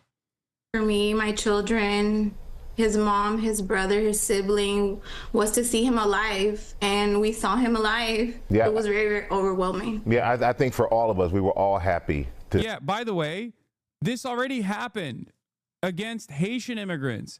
Documented temporary protected status recipient Haitian migrants living in Ohio were falsely smeared as stealing cats and dogs and eating them. Remember? And then what did they do? They just kept doubling down over and over again. JD Vance literally said, JD Vance literally straight up openly admitted, yeah, even if we are embellishing a little bit, it's good because it's getting people to focus on the stories that we want to tell. Those guys won the election. That's where we're at. So the expectation was going to be different once they're in office is silly, you know? Anne yine bir şey mi aldın? Ne? Ne alıyorsun? Okay. Dur, hayır, text attım kodu. My mom is buying stuff on my debit card. To see him alive. And what were you told your husband said in that meeting? Can you repeat your question? I'm sorry. What were you told your husband said in that meeting? It was just a message of love. So tell me a little bit about your husband. How long have you two been together, and what has your life been like with him? We've been together over 7 years. It's been amazing. He's very a loving husband, an amazing father. No. And we were just young parents trying to live the American dream. And we know you were living that dream until March 12th. That's when your husband was detained and sent back to El Salvador. Can you tell us what happened as you I find a recent smear of Jill Stein using the lib talking point. Where is she reprehensible? It's not a lib talking point. It's my talking point, and I'm not a fucking liberal. She has been organizing many pro-Palestine protests, and you linked her Twitter activity as some gotcha when it's more radically pro-Palestine than yours is, let alone AOC. Yeah, you're right. Jill Stein is more pro-Palestine than me. You're totally correct. Understand it, and how did you learn about his detainment? It's just crazy because I was on April 5th. On April 5th, I was at the march. I didn't see her there. Maybe she was. I'm serious. Maybe she was there. Maybe she was busy setting up the next protest or something. Yes, it's been 37 days since March 12th, since my husband was abducted. It's been an emotional roller coaster, honestly. But just knowing right now that he's alive, that day he was with our 5-year-old child, and we've continued, our faith has grown, and I keep him in my prayers to bring him back home. And how did you learn that he was detained? He made a phone call to me, and what we thought was a regular traffic stop was not a regular traffic stop. And we know that the administration, they're resisting a court order to bring your husband back to the U.S. They say your husband's a member of the MS-13 gang. Is he a member of the MS-13 gang or any other gang? No, he's not. And I know this is a sensitive question, but I have to ask it. You did take out a temporary order of protection against your husband in 2021. Were you in fear of your husband? My husband is alive. That's all I can say. Okay, and I'm not going to push on that apparently. But how much hope do you have that you What the fuck? fear of your husband? Okay. Yeah. Also, because of the delay that they had in this interview, look at these guys. When I say they're grasping at any straw they can, this is what I mean. Look at this. 57,000 likes, bro. You did take out a temporary order of protection against your husband in 2021. Were you in fear of your husband? My husband is alive. That's all I can say. Okay, and I'm not going to push on that apparently. There's massive delay, and she's barely fucking picking up what he's putting down the entire time from the start of the interview. But if you cut it for the in a beautifully cut 24-second clip, if you clip it out of context without ever considering why she would literally fucking demand the return, like the question in and of itself is you might think the question in and of itself is stupid, right? Sean the Black, thank you for the raid. Hope you had a good stream. You might think the question in and of itself is stupid. It's not. The reason why he's asking that question is because he wants her to respond to it to counter the narrative that's out there. Okay? That's the reason why he's asking that question. Because everyone is claiming that this is this guy's a wife beater or whatever. And it's ridiculous because she has already given numerous quotes on this. In a Newsweek exclusive, she talked about it a couple days ago when Newsweek reached out to her originally about the administration releasing this restraining order that she had filed. And so her having this back and forth here and not really understanding what he's saying because of, I assume, audio issues and the fucking delay, as you can see in all of her answers, was enough for the End Wokeness account to fucking blast this and to make it seem like this woman, who is for the past couple of weeks actively and prominently demanding the return of her husband, actually is secretly excited that her husband was deported because he is a wife beater, a domestic abuser. This does not make any fucking sense. If she was excited that he was deported, don't you fucking think that she would at least not say anything about it? Why would she be even entertaining these interviews? Why would she even go out? If she was like, yeah, this is a bad guy and a fucking gang member and a wife beater to put the cherry on top, why the fuck is she like, yeah, this bad guy who's a gang member who's also beating me all the time, I want him to come back? And you know, I'm not going to push on that, apparently. But how much hope do you have that you're going to be reunited with your husband? And what keeps you and your family going? A lot of hope. And like, she misunderstood the question. I think he was like, are you in fear of your husband's conditions? Because it doesn't make sense how she responded to it. And this fight still continues for Kilmar, for all the other Kilmars out there whose voice haven't been heard yet. I won't stop fighting until he returns home, until I know that he's safe. And if you could get your husband a message, what would you like to tell him right now? I will tell him that I love him, and I'm going to still keep praying for him until he returns. And I will continue fighting the community. And she can't say she wasn't afraid because that would make her perjuring herself from back when she applied the protective order. No, she already has said that. And no, she wouldn't be perjuring herself at all. Here, I'll give you the Newsweek quote. Does anyone have it, chatter? Does any chatter have the Newsweek quote that she gave? No, that's not how it works. Conditions change, chatters. You're wrong. And ABC News itself, I guess, added context to her answers here. But here, this is it. This is what I was talking about. Exclusive. Abrego Garcia's wife responds after a restraining order revealed. In an exclusive statement in Newsweek, Vasquez Sura responded to the DHS release of court filings.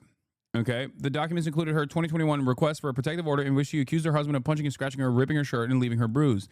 Temporary order barred Abrego Garcia from contacting her and directed him not to harass or abuse her, according to the filings. This was in 2021. So why is she in 2025 demanding the return of this supposedly abusive person? Well, here's what the reasoning was. After surviving domestic abuse violence in a previous relationship, I acted out of caution following a disagreement with Kilmar by seeking a civil protective order in case things escalated. Things did not escalate, and I decided not to follow through with the civil court process. We were able to work through the situation privately as a family, including by going to counseling. Our marriage only grew stronger in the years that followed. No one is perfect, and no marriage is perfect, but that is not a justification for ICE's action of abducting him and deporting him to a country where he was supposed to be protected from removal. Kilmar has always been a loving partner and a father, and I will continue to stand by him and demand justice for him, the statement adds. So why is it that nobody cares about this and they're grasping at fucking straws? It's because they want to create propaganda surrounding the issue. Okay? They want to create propaganda. They want to basically fucking fight on numerous fronts, flood the market with as much misinformation as possible so that they can justify the administration's actions after the fact. Morning, the U.S. Supreme Court says it will... The tattoos, the hand tattoos, knuckle tattoos, play the exact same role. The knuckle tattoos were so insignificant, so inconsequential that they were never once revealed in any of the numerous times that Abrego Garcia has gone through the court process, through the immigration court process. You understand? And it's the same as the rolls of money.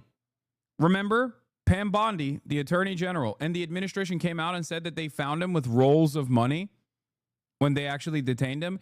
It turns out he did not have rolls of money on him at all, as a matter of fact, but instead they misread the fucking detention report that stated that he was wearing a hoodie that had rolls of money with wings on it. They're so fucking stupid and so goddamn desperate. And if you believe them, you are a stupid, desperate person too. Hear the case on birthright citizenship. Hey, first time chatter here. Have you donated to nonprofits and such with your billions of dollars? Yes. My multiple billions of dollars. Yes, all the time. And I will continue to do so. May. This is about President Trump's efforts to overturn what has been a right, or seen as a right, for well over 100 years. This is the 14th Amendment. How it has been interpreted in the courts and elsewhere has been that if you are born in the United States, you are an American citizen, regardless of whether your parents are here legally or not. Again, this goes to the court in May. The president says he's excited. He sees this as a chance to get rid of it. CNN's chief data analyst, Harry Enton, is here. So, this effort to end birthright citizenship. Yes. How do Americans feel about it? Yeah, okay. So a lot of scholars, legal scholars, will say this is a fringy idea. And I think the American public agrees it is a fringy idea. Take a look here, ending birthright citizenship. And keep in mind, this polling specifically asked about for children born to immigrants illegally here. Look at this. Just 41% support, 56% oppose. You rarely get 56% of the country to agree on anything, but on this one, they do agree that ending birthright citizenship, even for children who are here to parents who are born or who are here illegally, they oppose that idea. And keep in mind, I've looked at every single poll on the subject, different question wording. In every single one, the majority oppose. Oftentimes, the opposition number is actually higher than this 56. If anything, this is the low level, at least at this point in time. Okay, again, to be clear, this is a majority against the president's position on this. Correct. How has this changed over time? Okay, so I want you to take a look right here, right? This is this 41% who support that idea currently. Only about 4 in 10 Americans. Take a look here. This was a stat that I think surprised Mr. Berman. He was surprised by this one. Look, he's shaking his head off on the side. Support ending birthright citizenship. We get 41% now. Look where it was in 2010 during the Tea Party craze, right? 47%. How about in the early 90s? It was a majority who supported it. The number has been going down, down, down on this particular subject, which I think is quite surprising to a lot of folks because there's obviously the anti-immigration fervor in this country seems higher. But on this particular question, support ending birthright citizenship, in fact, we're near record lows on this number, at least over the last 30 years. To be clear, support for deportation is rising. Correct. So this is running in the exact opposite direction of what you might think. Support for ending birthright citizenship is actually going down. It's exactly right. And when this was one of those things Yeah. Once again, check back in a couple months on where the support for deportations is. If the Democrats actually put up a strong front here and continue hitting this issue over and over again, okay, you will see a dramatic shift in attitude. People need to recognize the cruelty of the deportation regime for them to change their minds on the deportation regime. But they will not recognize the cruelty until Democrats put up a strong front in the way that they did with Abrego Garcia's situation. He is just the tip of the iceberg, however. Okay? This is why I always maintain the importance of counter messaging and maintain the importance of the Democratic Party, the tools that we have at our disposal.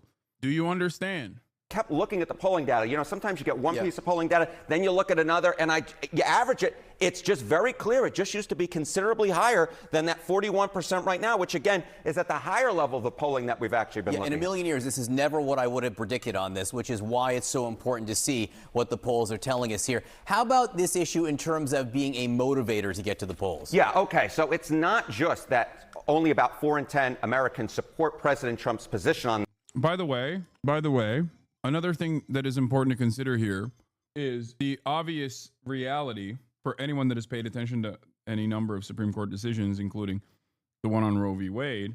A super precedent or a very obviously popular constitutional protection like Roe v. Wade does not necessarily stop this Supreme Court from moving against it, even when they actively say that they will never overturn Roe v. Wade. As the 3 Supreme Court justices that were appointed under the Trump administration openly stated in Senate committee hearings, their appointment hearings. Now, I wouldn't say that there is the same level of appetite within the Federalist Society circles to end birthright citizenship as there was for abortion.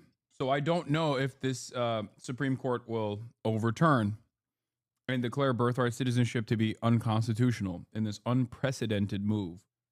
You might also say, okay, but what if it motivates Republicans to go out and vote? Again, this to me was so surprising. Makes you very motivated to vote. Ending birthright citizenship. Just 31% of Republicans. This issue actually motivates Democrats more. 51% say it makes them very motivated to vote. This is just from top to bottom a political loser for Donald Trump and Republicans. They may like his stance on immigration overall, but on this particular question of ending birthright citizenship, even the children. Bro, this is meaningless. Roe v. Wade literally proved that this is meaningless. I'm sorry. Especially when paired up with the Democratic Party's incompetence on other key issues and their refusal to read the room and address some of the glaringly obvious needs that people have.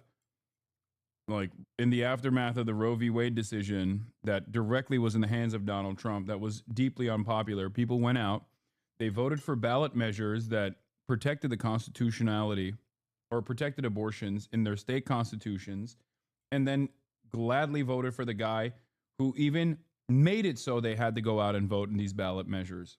That's it. So all of this about all of the unpopularity of decisions like this are only as important as what the Supreme Court's motivations are. The only saving grace here, I think, is that I just don't think that there's enough motivation from, there's enough like institutional backing and motivation to undermine the Constitution in this severe of a fashion. That's the only thing that I think is the reason why the Supreme Court might not decide in the direction of the Trump administration here in revoking or ending birthright citizenship. Who are here from parents who are here illegally, it is a political loser. The majority oppose it, and Democrats become quite motivated to vote, considerably more so than Republicans. Again, so interesting given that the White House thinks it is winning the political battle right now in issues involving deportations about Abrego Garcia and others. This I know is a separate issue, but again, this is a political battle they're not winning. This is exactly right. This is a political battle they're not winning. Democrats are winning this political battle, and if I were advising the Donald Trump White House, I'd say stick to other issues on immigration, not this one, because this one, as I said, is a political loser. Harry Enton, an education. Thank you very much. Thank you. In our Law and Justice lead, more on that move by the U.S. Supreme Court, which agreed to hear oral arguments next month, May, on whether the Trump administration can take steps to try to enforce its executive order to end what's called birthright citizenship. While the legal fight over the plan continues, the U.S. Supreme Court will consider whether lower court judges had the authority to put that executive order on hold across the entire country. So let's talk about this with CNN's chief legal affairs correspondent Paula Reed and CNN senior legal analyst Ellie Honig. And Paul, the Supreme Court did not agree to Trump's request that would have allowed him to start enforcing his birthright citizenship plan right now. But it does seem significant that they're hearing this argument on whether or not the lower court even has the authority to pause his executive order. This is huge because we've seen this tension between the White House and the judiciary building. And oh God, are they gonna find a fucking procedural middle ground again, like they did with Kilmar Abrego Garcia? I'm going to fucking die. Remember me? I am the donkey man. You're welcome. I ran this through playthrough. 2 fighter jets flew over my head twice today, clearly targeting me. My birthday's on the 22nd of... Dude, please. Nothing vexes President Trump more than the fact that lower court judges a single judge can block his policy for the entire country. Now, he's not the only one this happens to. All modern presidents have faced this. It frustrates all of them. But look, no one has had more policies blocked than Trump because he's issued a record number of executive orders and he plays at the edges of constitutional power. Now, the argument in favor of allowing judges to do this is that you have one policy governing the entire country, and the policies can be paused while they are vetted for whether they're constitutionally valid. And I think it's so interesting that what brings this issue to the Supreme Court is birthright citizenship, because for all the bravado the Trump legal team has about how their policies are going to be upheld by the Supreme Court, this is the one where they sort of tell me, we're not sure we're going to win. So it's interesting. It's become like a Trojan horse to get this bigger issue of the power of judges before the high court. Yeah, and as you note, this is an issue that has that Biden had to grapple with, that Obama had to grapple with, but like you say, Trump's had to grapple with it more than others, the power of one judge to block something all over the country. Ellie, what would happen if the U.S. Supreme Court actually said district court judges don't have the ability to make this type of sweeping decision, blocking an individual law all over the country, not just in their district? Well, Jake, I think it's quite possible that the Supreme Court could say just that. As you've said, this is an issue that's come up over the last several presidencies, and I think there's a perfectly valid legal question there about how can a single district court judge, unelected, dictate policy for the entire country. If that were to play out here, though, we might see the downside of that, which is a lack of uniformity. Let's take birthright citizenship. How can it be the case, hypothetically, that a person... Okay, well, yeah, it's over at that point. I mean, just throw away the courts in its entirety. Born in the Western District of Pennsylvania, perhaps is not a citizen, but a person born under the same circumstances in the District of New Jersey would be a citizen. And I think the ultimate solution there has to fall to Congress, where they'd have to look at laws that would expedite these types of cases, get them up to the Supreme Court as quickly as possible. And it's worth noting, the House actually just passed a resolution along these lines just a couple weeks ago. It was a straight party line. Republicans were for it, Democrats were against it. But as a rule, whichever party is in the White House hates these injunctions, whichever party is on the other side tends to favor them. The justices just agreeing to hear arguments over President Trump's plan to end birthright citizenship. CNN's chief Supreme Court analyst Joan Biskupic is joining us now with the details. So they're going to hear this. I guess the question then will be, when will we learn what they feel about that after the hearing? Good to see you, Erica and Boris. This is very big news. This is the first time that the Supreme Court is taking up anything related to Donald Trump's new initiative since he became president on January 20th. And on January 20th, one of his executive orders was the one lifting birthright citizenship for certain temporary residents, people who are here unlawfully, all countering what is in the 14th Amendment that says that anyone born or naturalized here in the U.S. essentially is a citizen. Now, I should tell you that immediately after revoking birthright citizenship is not only unconstitutional, but also terrifying, which means that no American is safe from being made into a non-citizen. I hope you understand that. That's the goal. And at first they'll say it's not retroactive, but it absolutely will be retroactive. It would also set a precedent that, a presidential executive order can overturn a constitutional amendment, or rather, that a lower court does not have to strike down, has the power to strike down a presidential executive order, no matter how unconstitutional it is. Think about that. After Donald Trump signed that, immigration rights groups, civil libertarians, and states sued to try to block his new order. And they won in lower courts. Judges immediately blocked Donald Trump's attempt to enforce this limit on birthright citizenship. One judge even calling it blatantly unconstitutional. And as the Trump administration has come to the Supreme Court, it's not saying rule immediately on the constitutionality of what Donald Trump has done. Rather, it's saying rule on whether these judges can outright block it. So it's come up here on what the Trump administration has said is a, quote, modest request. But at the core of all this is this whole question of birthright citizenship. But the justices might instead just go narrowly on the procedural question of whether judges can so immediately block it nationwide. If they rule for the Trump administration, it would allow him to start putting into place this new plan. But if they block the Trump administration, then everything will stay the same. That the 14th Amendment, which says that anyone born or naturalized here essentially becomes a citizen, that will stay in place. As you can see. Do you guys understand? This is terrifying because I think the Trump administration knows the Supreme Court very well. And given the language that they used surrounding the unanimous decision of returning the kidnapped Seacot, returning the unanimous decision that wanted to facilitate the return of Manuel Kilmar. I don't know why I keep saying Manuel Kilmar Abrego Garcia. Given how they used a narrow scope, or at least like I can't even talk. Bro, you're having a fucking stroke? I am a little bit. Jesus Christ, my brain is so doo-doo right now. I apologize. Let me take a breath and then repeat the point I was going to make. The Supreme Court, when looking at the immediate return of Kilmar Abrego Garcia, who had been falsely and unjustifiably deported to the CECA facility in El Salvador, wrote a decision that was deliberately and intentionally vague.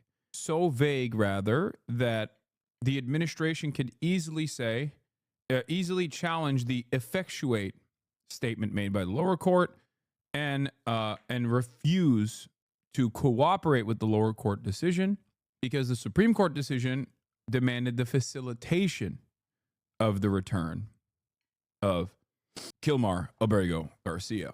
They used the facilitate statement to basically say we don't have to follow through on the Supreme Court orders, or rather we are following on the Supreme Court orders, but we're not actually following through on the spirit of the Supreme Court order, which is to bring back Kilmar Abrego Garcia. A lot of legal scholars were very frustrated by the Supreme Court decision. And I think the reason why they did this is because they're terrified, the Supreme Court is terrified of the Trump administration simply not playing ball with a direct order. So that's the reason why they used that language deliberately, to give the Trump administration an out, and more importantly, to give the Supreme Court an out. That, like, we will make a narrowly defined, we will give a narrowly defined directive to the administration, but we'll write it in a way where they can still violate it, but then we can still turn around and claim, well, the institutions are not broken, the Supreme Court still has the persuasive power, and not create a constitutional crisis.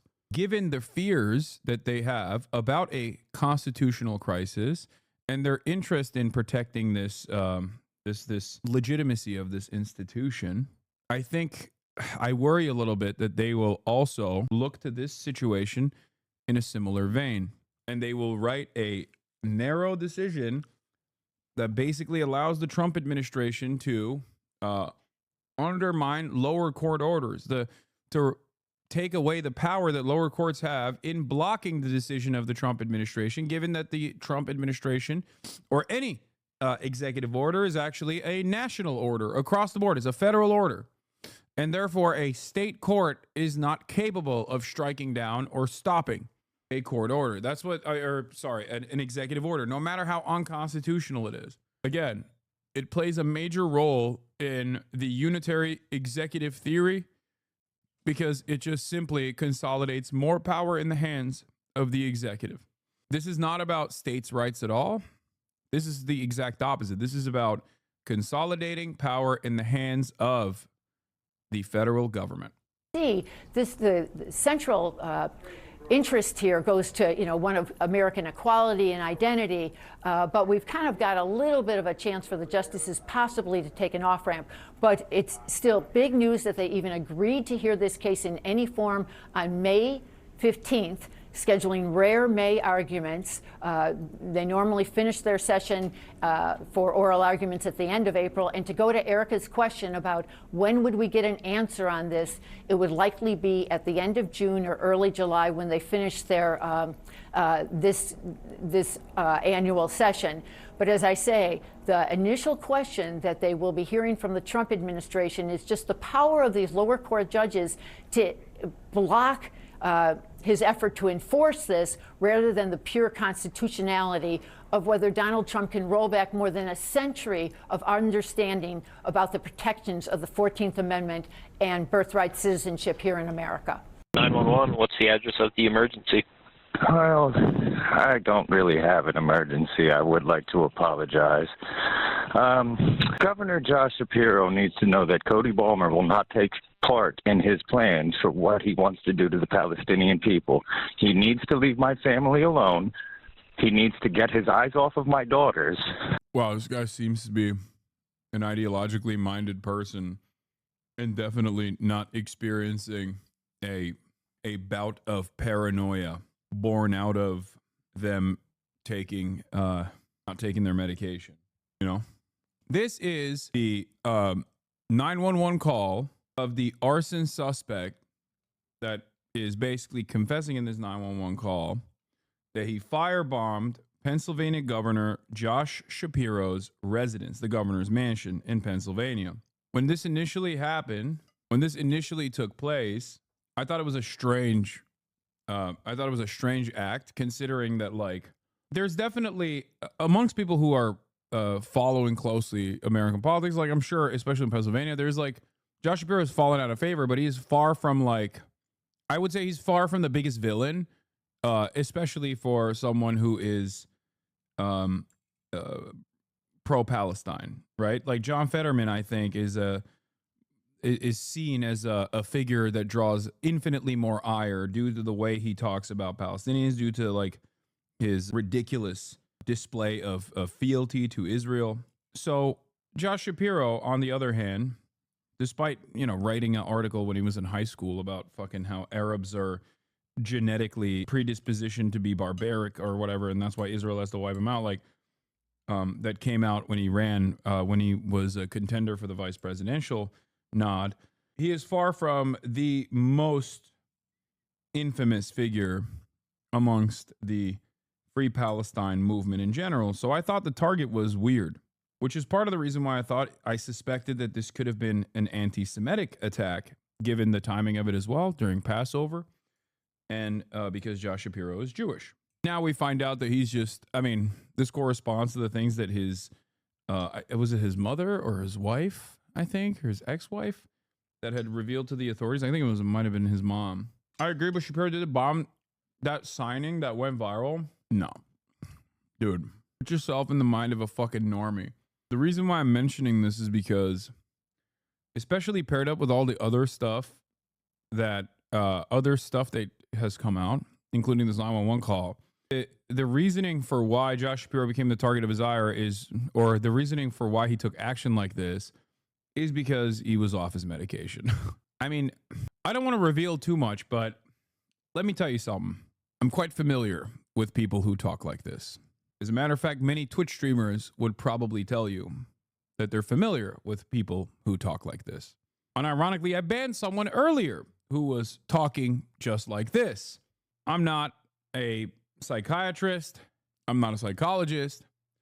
But given my own personal experience with people that believe that they know that they're being gang stalked or think that they know the person, a person that is, that they've seen on television only, it comes across as like a schizophrenic person experiencing hallucinations, like paranoid delusions, considering that he thinks Josh Shapiro is coming after and has eyes on his daughters and things of that nature. It feels as though he thought Josh Shapiro was personally targeting him.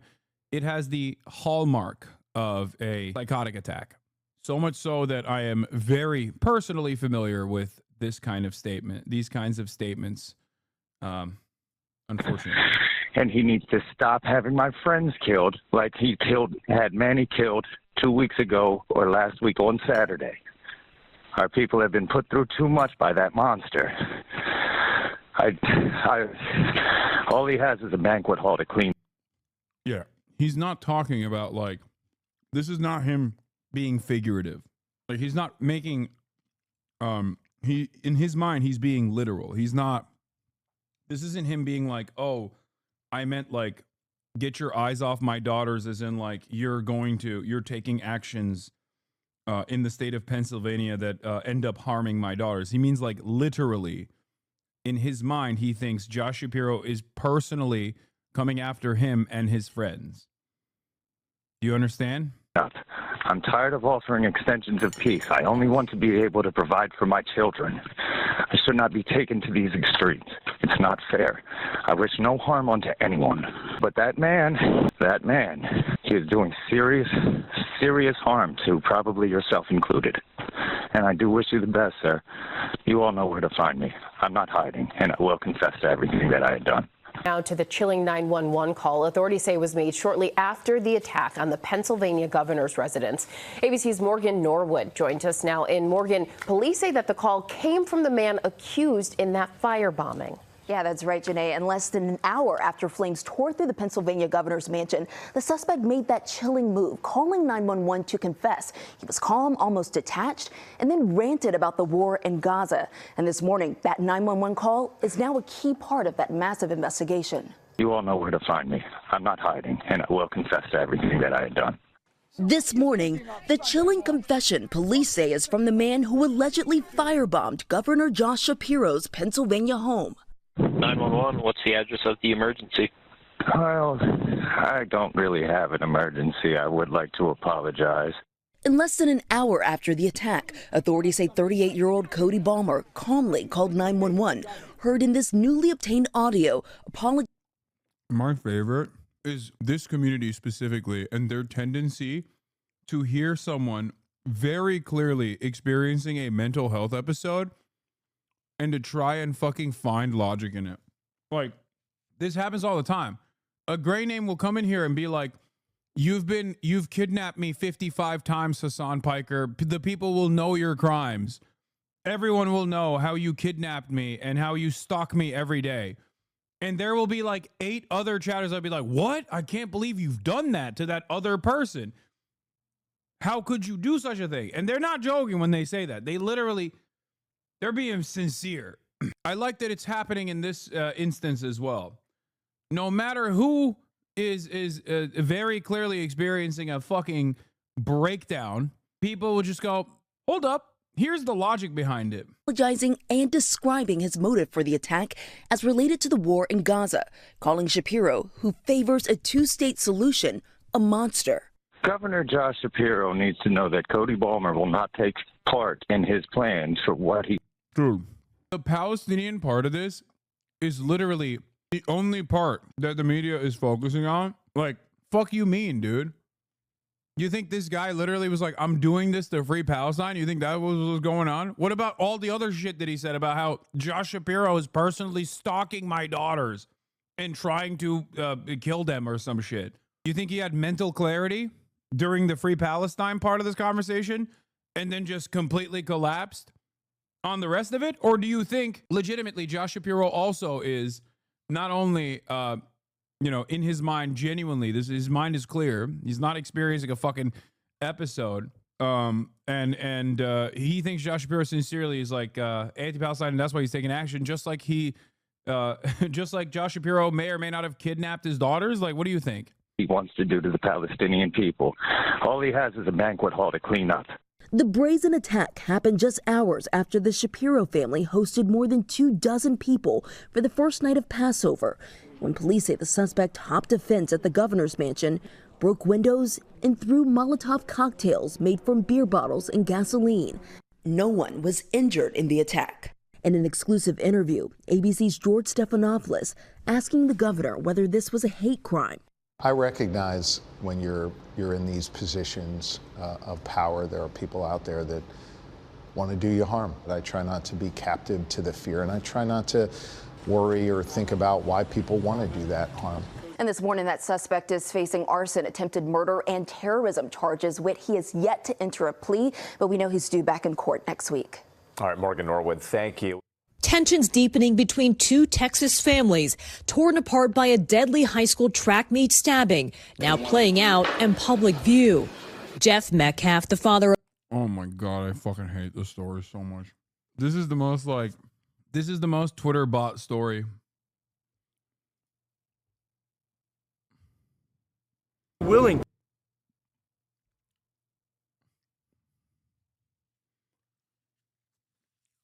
By the way, I will say something, but as far as I've seen, like Austin Metcalf, the white student that got stabbed to death by Carmelo Anthony, no relation to the Carmelo Anthony. His father seems like, as far as I've seen, his father seems like a nice guy. He quite literally came out and was like, hey, I don't think people should make this a race issue, which immediately drew ire from like white supremacists. And there's been a lot. There's a lot of back and forth and a lot of misinformation surrounding the story. They immediately started calling him a cuck when he said, I don't want my son's tragic death to be used as a way to stoke racial fear. Okay? That's what he said. And every right-winger on Twitter was like, dude, you are so cucked. You're the most cucked person on the planet. Why won't you let me use this as a way? I'm still going to use this as a way to fucking stoke racial fear. Yeah. And apparently he showed up unannounced at the Anthony family press conference, so they kicked him out, which I thought was odd. I don't know what's going on there either. I mean, if he was uninvited, it's one thing, but even then, so far what I've seen has not made me feel, maybe I'm wrong, but so far what I've seen is a grieving father who is ironically a lot more open-minded about the situation than the way people are desperately trying to present it as. Now, there's also obviously the court process here on whether or not Carmelo Anthony was initially attacked and used. At first, they said it was a fucking knife, but apparently it wasn't even a knife. It was like for your track cleats, from what I understand. I need to look into more of the details, but like it was. At first, the story was angry black teenager racistly stabs a beautiful white boy to death.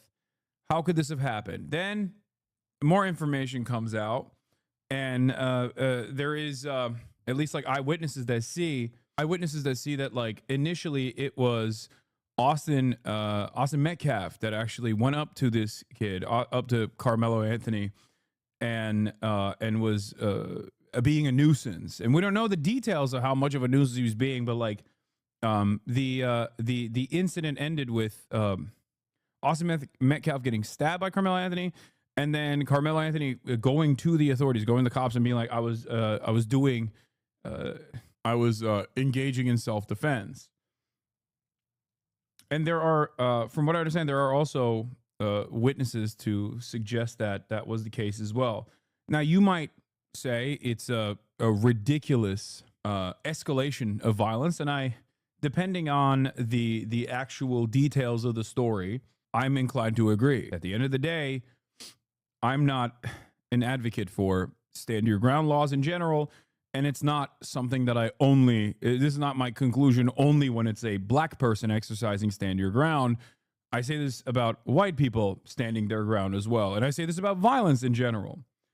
Having said that, the father has come across as not a horrible monster. Very different than, for example, that other lady that the administration has been parading around in the aftermath of the Abrego Garcia situation, whose daughter was raped and killed by an undocumented migrant.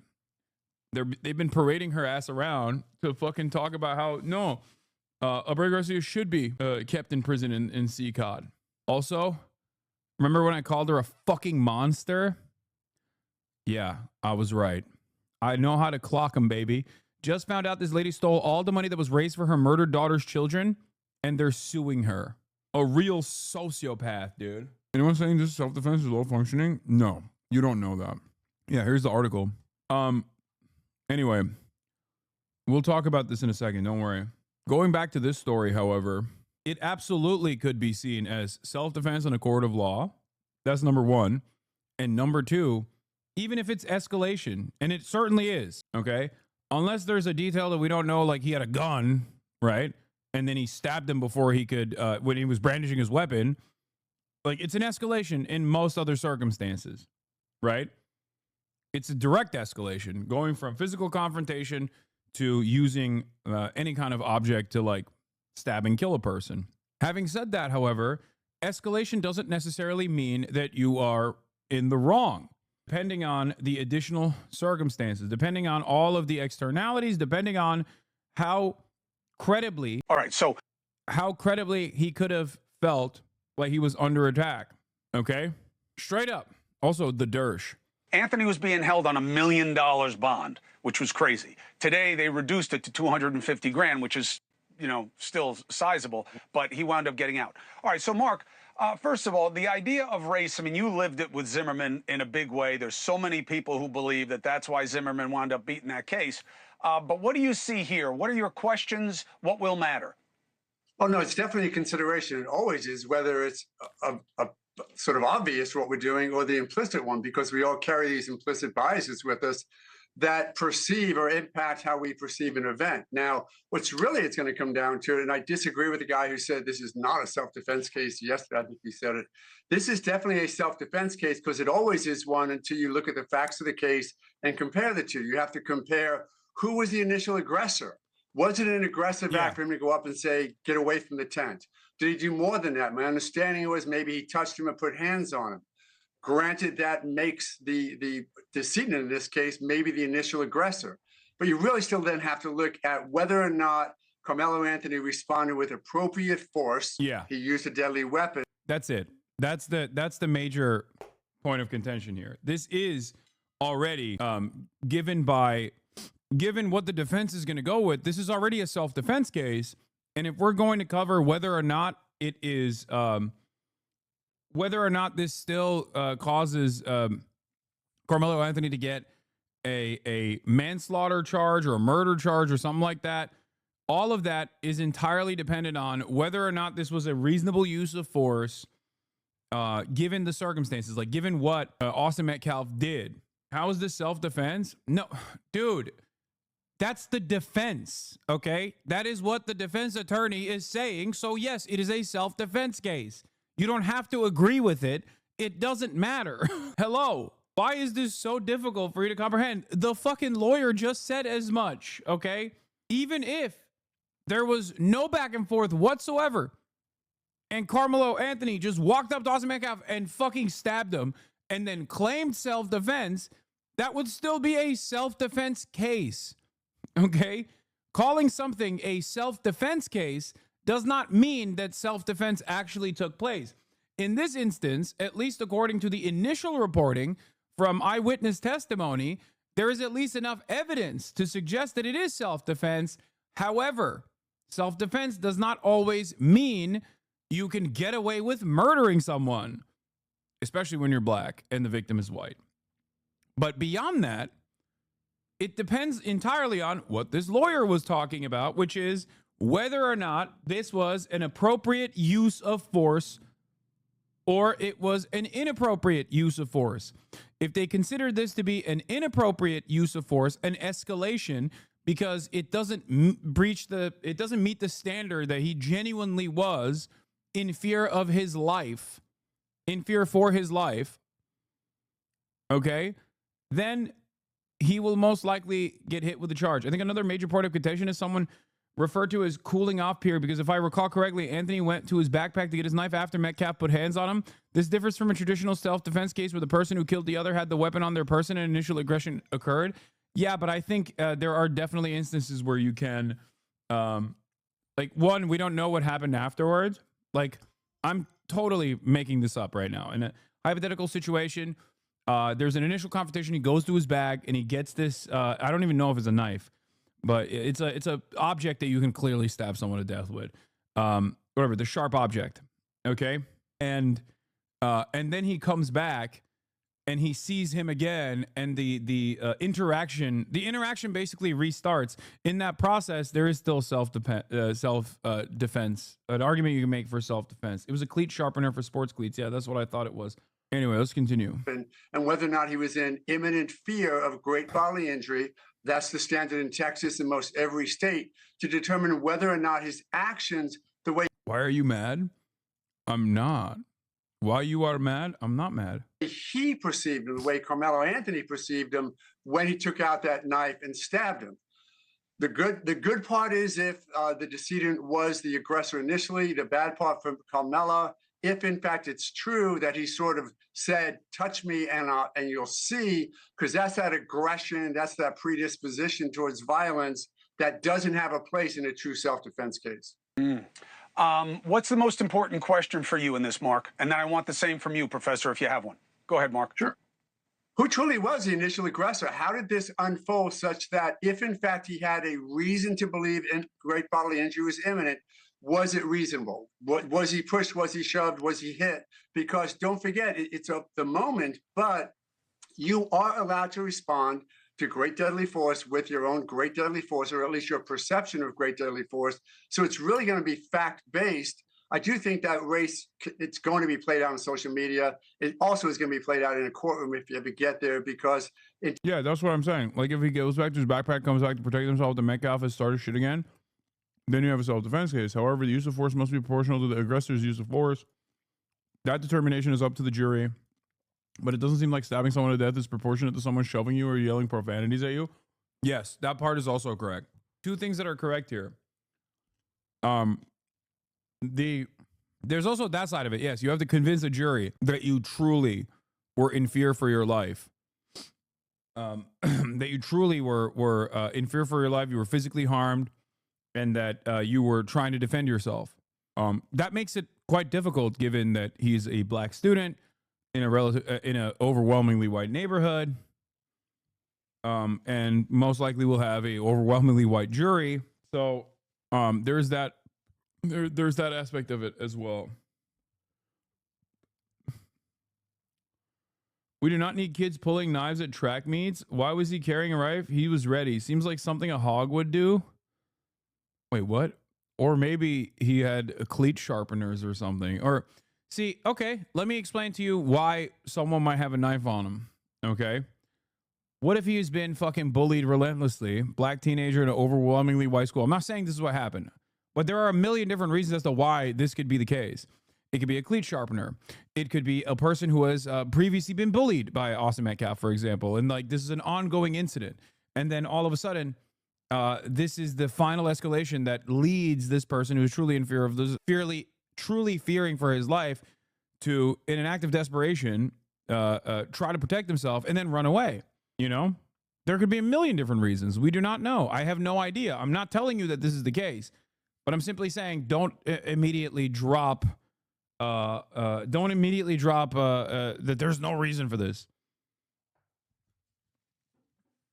This is not my argument, for the record. I'm not saying that this is my argument. I'm not saying I know that this is what happened.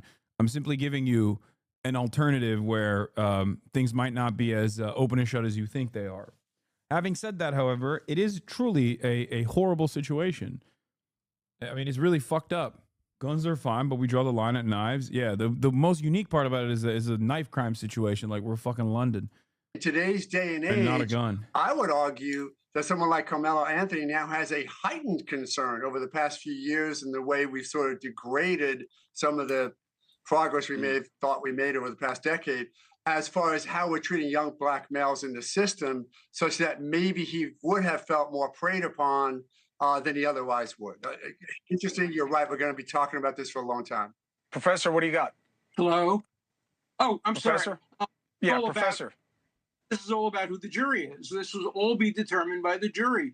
If the racial factors were reversed, if a white man had killed an unarmed black man, everybody would be on the reverse side of this. We live in a society where everything is judged by...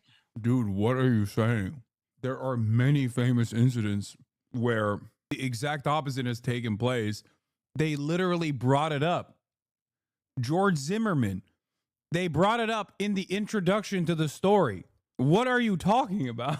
The first half of my decade-long professional media career is me almost weekly covering yet another instance of a white guy doing stand your ground to a black person. Okay? Straight up. The idea that this is not a common thing that takes place is so fucking insane.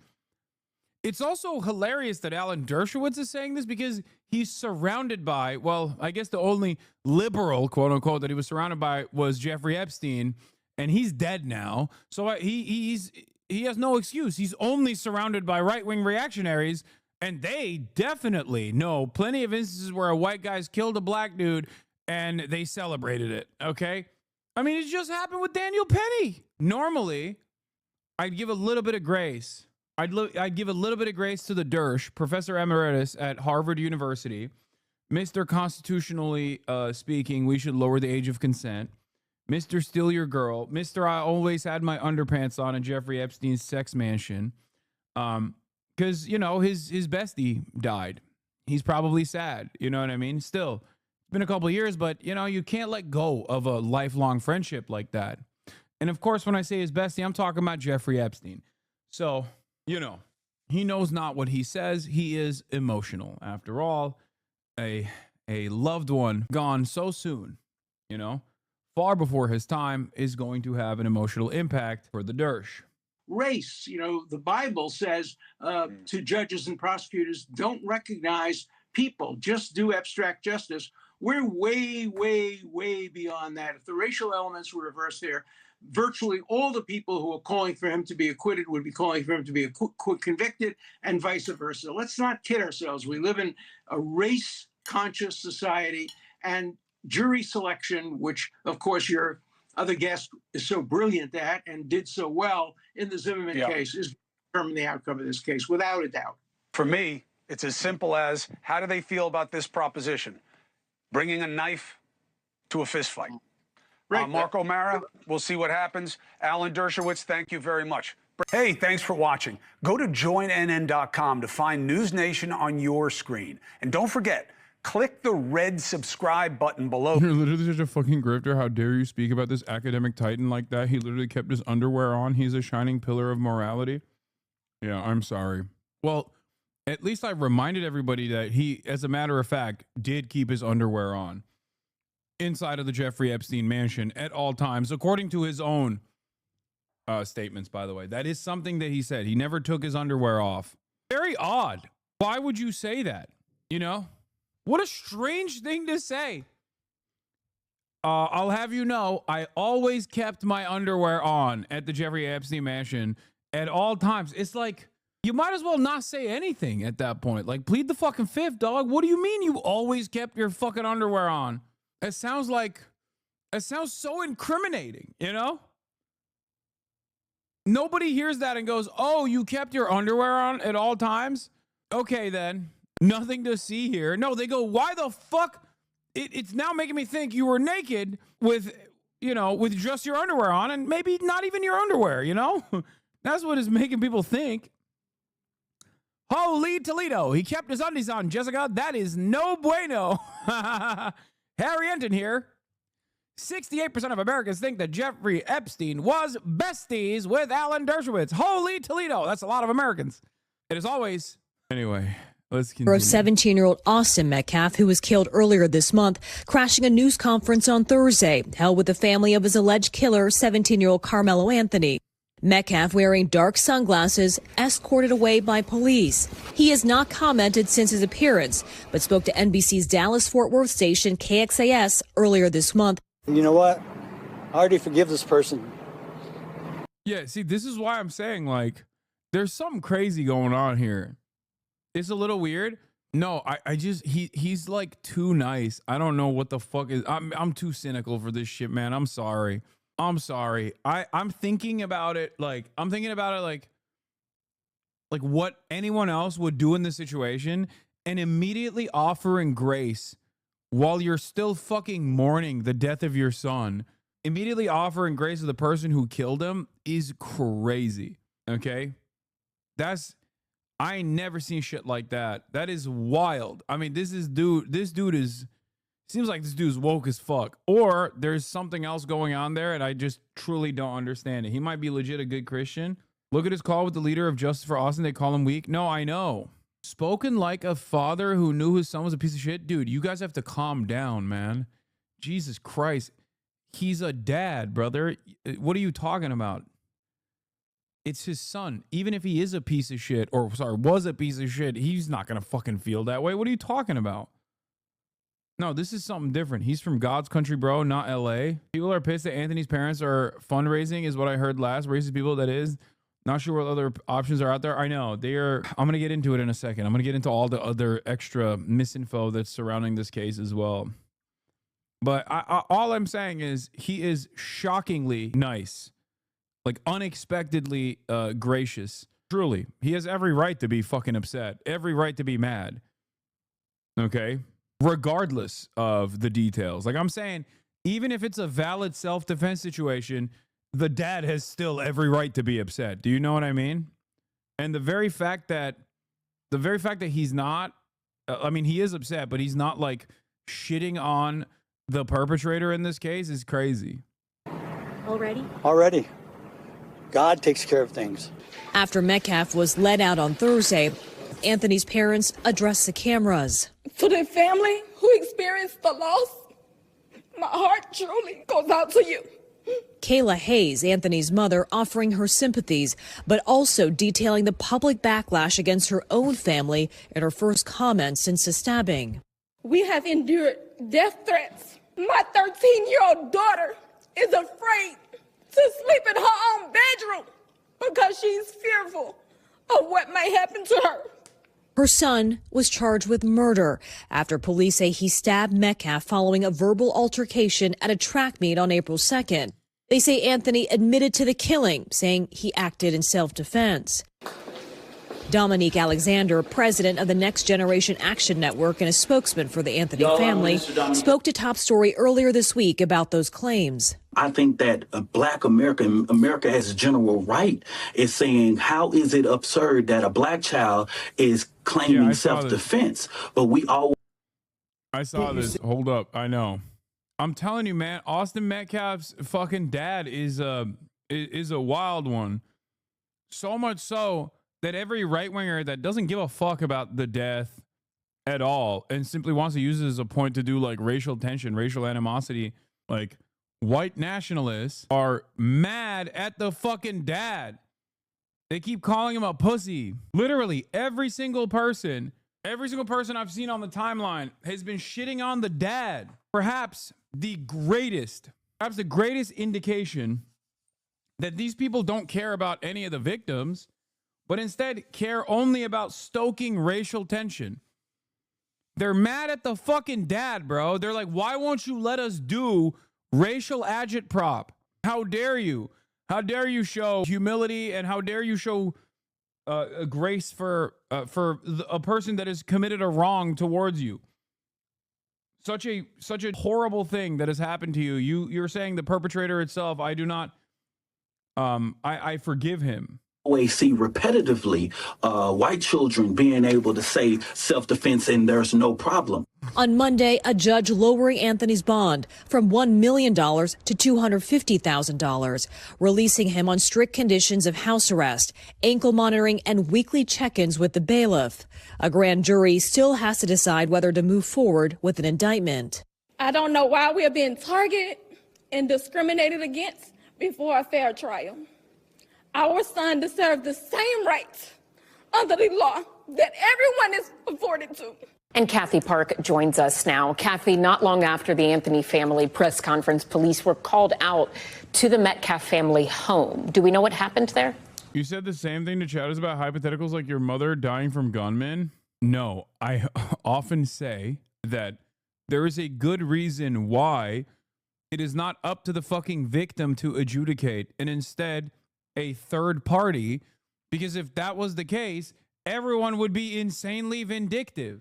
It is yet again another, like, the fact that I'm shocked about his reaction is completely logically consistent with my assessment over what role the criminal justice system is supposed to play in this process. That's why I say it needs to be an independent third party that is adjudicating, and a jury of your peers that are supposed to go through it. It's like some of the best parts about our justice system. Because the expectation that everyone's going to be like the dad is crazy. No one is like the dad. Okay? Yeah, Ellison, so Frisco police say they responded to what was initially reported as a gunshot call to an address linked to Austin Metcalf's family, but officials are now saying it was a case of swatting. You might have heard of it. It's a fake threat intended to get a large law enforcement response. So right now, it is still unclear who made this call, but swatting really is a serious crime, and anyone who is behind it could be facing criminal charges. Ellison? Kathy Park, thank you. Thanks for watching. Stay updated about breaking news. Anyway, let's watch this altercation here. To stand by me in a press conference or in. This is Jake Lang, I guess. Yeah, this is Jake Lang, who is the leader of the Justice for Austin Metcalf movement. Not the dad, mind you. Some fucking random Nazi dingus over here. I need to fix that camera. I still haven't.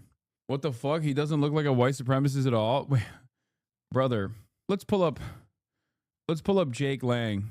Oh, here it is. Pardoned January 6th defendant organized Frisco stabbing protest. Wow, shocking. Thank you, anonymous gifter, for the 22 gifted subs.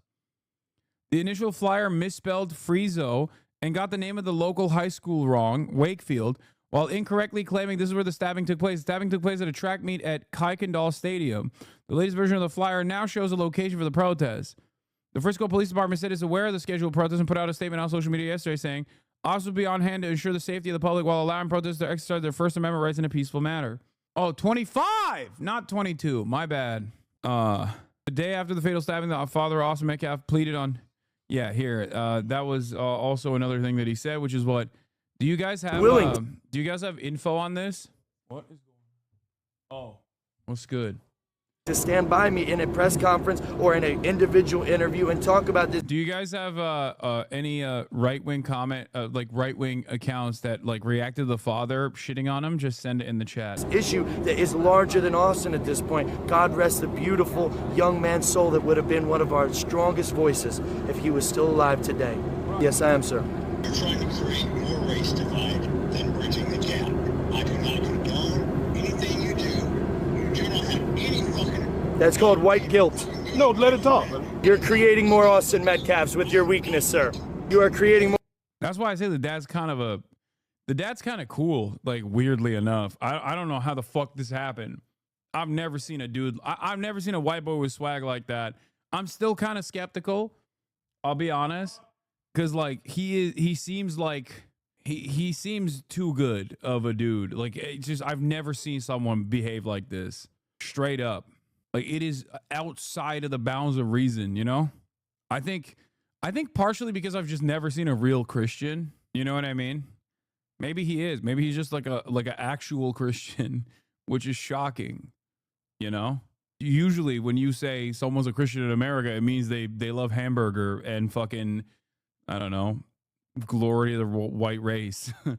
It sucks, but that is what the American demonstration of Christianity is associated with, the prosperity gospel and burger. Meanwhile, dad is out here being like fucking the good Reverend John Brown, okay? He's like think about it. He has more smoke for this fucking white supremacist dipshit who's trying to create racial animosity over the story than he does for the dude who stabbed his son to death, okay? Self-defense or not, do you understand? Like, he has shown more contempt and more anger towards this fucking asshole who's using his son, his dead son, as a way to create racial tension. He is perfectly aware of what the fuck is going on. He's perfectly cognizant of what he is trying to do, what this dickhead is trying to do, and is actively saying, I do not condone any of your behavior. I condemn it. You are in the wrong. You're fucked up. He might know his son is a dick and believe the self-defense story. Dude, shut up. Shut up. Your brother. You are insane, dude. No, the dad is not as autistic as you are, okay? What the fuck do you mean? The dad has a strong sense of justice and probably analyzed the situation. Like, no father would think their fucking son, unless they're like a serial rapist, murderer, pedophile or some shit. No father is going to fucking think their teenage boy is such a dickhead that they deserve to be stabbed to death. Shut the fuck up. That's crazy. More Austin Metcalfs with your weakness. Here, you are being weak. I gotta be honest with you about that, sir. You're being weak. Condemn. Dude, this guy is owning him in the marketplace of ideas. Owning the father whose son was slain, his son was killed. Owning the father whose son I'm seemingly defending to stoke racial tension in the marketplace of ideas. Sick, dude. You're really showcasing what your priorities are here. And I mean that sincerely. He is. He's showing the rest of the world, this ain't about your son. This ain't about you, bitch. This is about doing a favor to the white race so we can fucking do a race riot once and for all. Christian empathy has such a rightfully terrible PR in this country that chatters are doing JCS style analysis on this instead of just believing the father's an actual good guy. Yeah, I haven't encountered stuff like this for since the good pastor John Brown, okay? The good reverend. So it's just I didn't know that white dudes has swag like that. White dudes in America, white Christian dudes in America. I don't understand why you're being so cynical about this and don't believe the father's being genuine. Is your brain really rotten? Yes. No, I mean, I'm saying that it's most likely that he's a good guy. I'm just saying how shocked I am. It's not necessarily an indictment on the father itself, but more so just an indictment on the way society is. Does that make sense? Like, I'm not even fucking talking about, like, this is not an indictment on the father. I'm saying, like, I have no reason to doubt him other than how rare it is. Okay. Like, so rare and so morally righteous that it shocks me. Not even because of how rare it is in society nowadays, but also on top of that, I'm saying, even if he wasn't saying, like, don't make this a race issue or whatever, like, that's understandable. He doesn't want to tarnish his son's reputation. He doesn't want his son to be remembered as, like, stoking race riots. That's perfectly fair as well. But the fact that he has the wherewithal to cut through the emotional turmoil that he's experiencing in the aftermath of one of his sons dying so quickly and come out and make a statement like that is rare in general. It's just rare in every society, not just in our reactionary right-wing white supremacist society.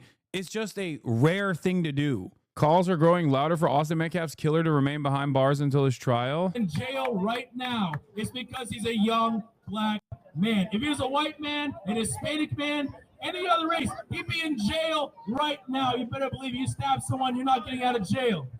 But he's let out of jail because of them. And that's the true racism. The racism of low expectations. It's okay that black people are killing so many white people. It's okay because, you know, it's normal. It's not normal, actually, to kill people. It's not normal, actually. Blessed News Network. Damn. They don't talk about. Aiden Ross goes after Carmelo Anthony is freed on bail for killing Austin Metcalf. Oh, my God. I told Austin Metcalf's dad to stop capitulating. Quit trying to say it's not about race. It is everything to do with race. Bro, this type of shit is so crazy. Like, I expect this from, you know, Aiden Ross, but it's wild when you got a black right-wing commentator just coming out and being like, no, it's about race. It is about our race. It is about my race in particular. I should be imprisoned. Quit trying to act like you forgive this kid and you want unity. They don't want unity with you. They want. Bro, what do you mean they? You're black. Fuck you mean they, bro? Do you not own a mirror? What do you mean they? You are they, bro. Hello? Right-wingers are so funny, dude. Right-wingers are so funny. They just, like, forget basic facts about themselves sometimes. You know what I mean? Want drama. And he decided in his mind that I want unity. It's not about race. I forgave the kid. It's unfortunate that my son died, but God is going to do. He said all this stuff. By the way, right-wing Christians, when they meet a man who says, the Bible taught me to forgive. Right-wing Christians, when they see someone actually follow the Bible. Oh, what the fuck? Yo, are you fucking kidding me? Yo, fuck the Bible. Race riots now. That's crazy. The Bible says we gotta kill all black people except for me because I'm one of the good ones. What the fuck do you mean? Turn the other cheek, more like turn it around so you can wind up for a harder punch. Cock it real back. Cock it back real hard. Yeah, this is so good. Good thing Jesus doesn't break the law. Good thing Jesus doesn't break the law famously. Bro, do you, like, I'm not exactly that well read on the Bible.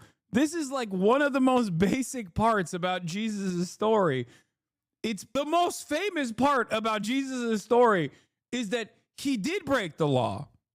Also, this is hilariously close to Easter, isn't it? Like, isn't Easter tomorrow? When is Easter? I don't even know. Is Easter tomorrow? That's how little I know about Christianity. Okay. Like, this motherfucker 3 days before Easter is like, good thing Jesus don't break the law. So what happens on Sunday? You're going to be shocked. let me tell you, you're gonna be real shocked when you go to church. Oh man, guys, these guys are fucking hilarious, dude. Yeah, I've been seeing the memes about this. Yeah, he should have just obeyed the law. Break the law, go to jail. Not exactly rocket science. The Bible says follow the law, by the way. I love this image. Blue lives matter. What do Christians think? Like white supremacist Christians think like Jesus was put on a cross because he was white. That's right. It was actually those black Romans. Romans, everybody knows, are Italian, and Italians are black. Jesus, on the other hand, was white, and they put him on a cross because he was white. Them dang Romans. He was obeying the law. He was the first DEI crucifixion. That's why I wear this cross. Yeah. Them Italian Jews, they did that to Jesus.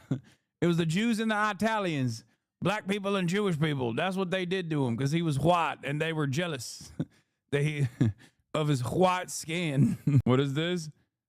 This guy is so funny. I saw this too. An apology to the parents of Austin Metcalf on behalf of the black community. Like, what is this fucking argument, dude? What is this argument? You're literally being like, no, us black folk, we are very violent. Okay, you don't understand.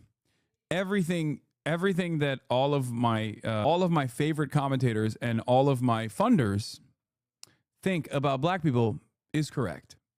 We are violent inherently. That's the truth. So I'm sorry for our violent nature. Your takes are so cooked. What? Because I don't think that all black people are fucking violent? Like what? I know. I'm cooked, man. Like I said this even when it first happened. Even when the news came out initially, I said, I don't know anything about this story. But when you see a black teenager stab a white teenager on its face, right? Let's say he just walked up to him and was like, I hate white people, and then started stabbing him. And your first inclination in the story is to say, this is how all black people are like. This is exactly what they're all like. You're a fucking racist. Like, what do you mean? Like, even if it wasn't self-defense, I'm saying, like, you see someone from a minority group do a crime, okay, on its face, and you immediately go, this is how they all are, you're fucking racist. It's like the basic definition. It's crazy. Blaming an entire group of people for the actions of one person is ridiculous. And before people say, oh, Hassan, you entertain the notion that all white people are like, I'm white, dumbass. And also, it's not the fucking same. Because white people are not a fucking marginalized identity or a marginalized minority.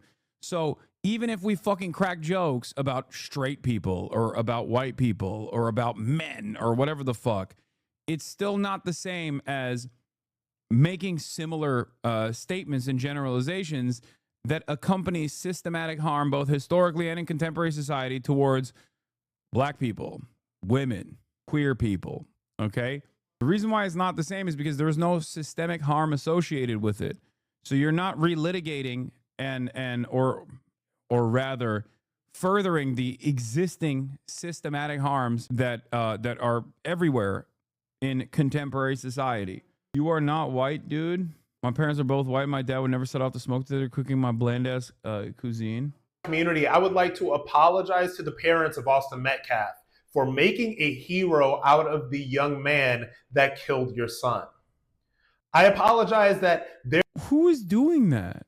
They're not even, no one is, what?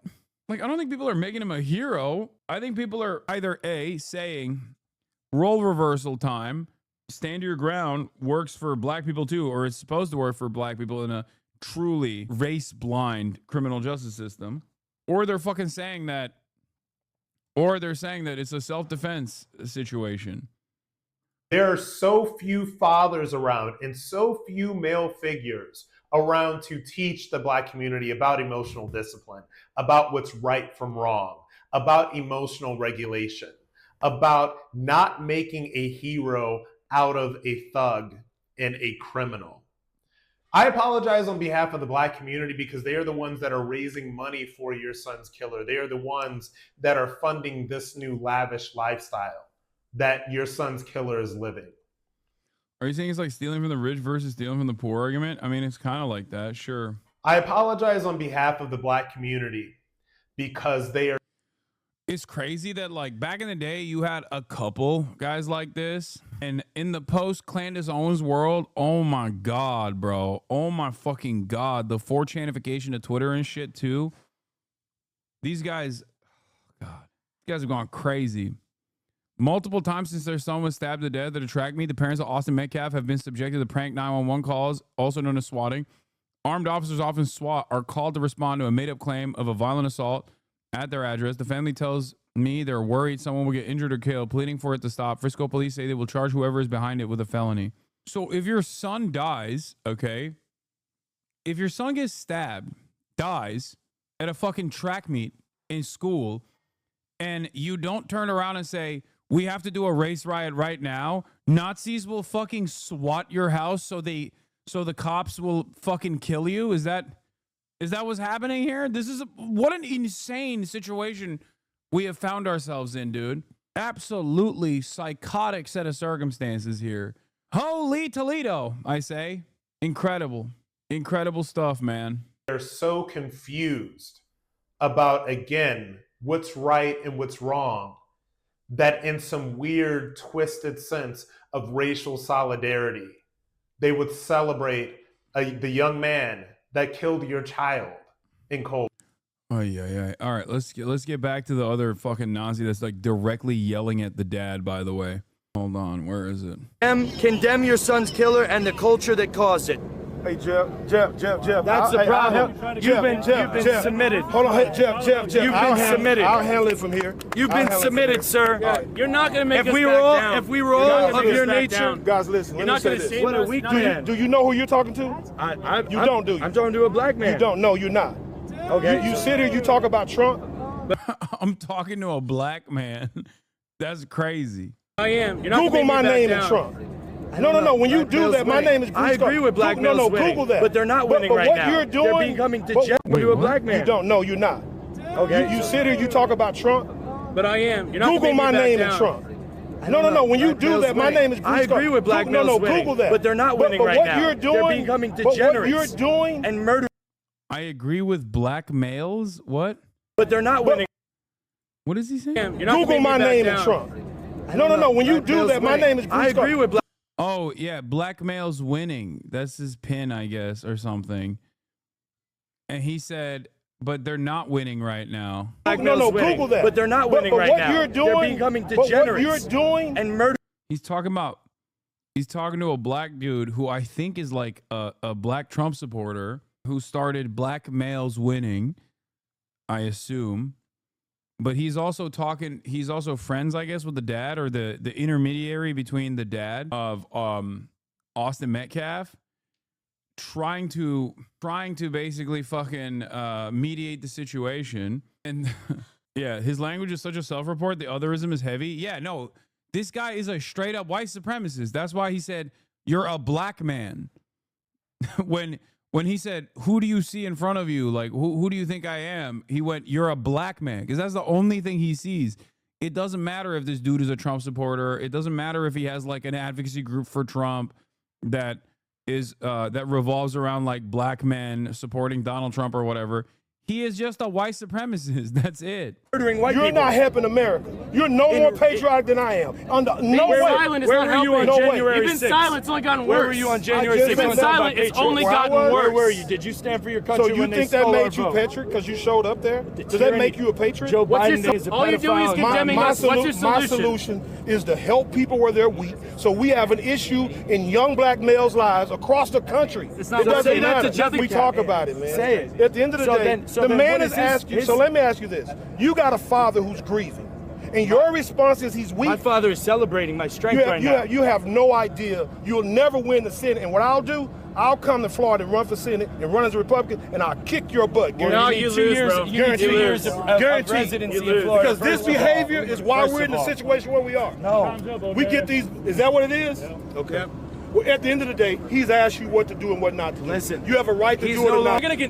I love somebody. You love the thought of using Austin for T-shirts, for propaganda, and to get out here and talk about who you are. You want to shut down a white man, dude? Oh my God, this is like varying degrees of insanity. You got a right-wing reactionary black dude who is like MAGA, but not so right-wing that he's turned into this guy, where this guy is just like, you know, he's in Uncle Ruckus territory at this point, where he just straight up wrapping his arm around this fucking white supremacist and just like he's body blocking. He's using himself as a human shield. And then you have this guy who is obviously at the peak, the apex predator of fucking white nationalism. Jesus Christ. Raising money like because Carmelo I got Anthony. family. I'm not raising money like put Carmelo down anymore. Anthony. No, bro, you stop. You You came here to try to shut him down. No, I That's came what in to this give him is. a message from a father. And listen, but I realized that's not his deal. Let's be honest. God damn. I don't want to see nothing. I don't want to say nothing, but God damn, look at this. Look at this. This man has not been anywhere but a supercut in the past fucking 20 years, okay? Your haircut does say a lot about your politics from this guy to this guy, okay? Both of them. It does. That's not his deal. Let's be honest. You're a black man trying to shut him down. No, it does not. I'm saying it can. It can. That's what happens when you refuse to go to a barber with even a little bit of melanin. Like not even like a Puerto Rican barber. You know what I mean? Ethan KKK Klein, is that you? Wait, what do you mean? This is when you're. If this is what your lineup looks like, you are not going. You are not going to a barber that's even like. You're not even going to like a Mexican barber. You know what I mean? This is a lady named Karen that cut your hair. I'm bald, so you calling me a Nazi? No, it's different for bald people. I got the good at smash haircut. Okay, that's a bit much. I'm not gonna say that. I'm not gonna disparage the smash community to that degree. Okay, I'm not saying. I know what you mean. But that's different. That's a different classification. We're not here to attack Smash players, at least for the time being, okay?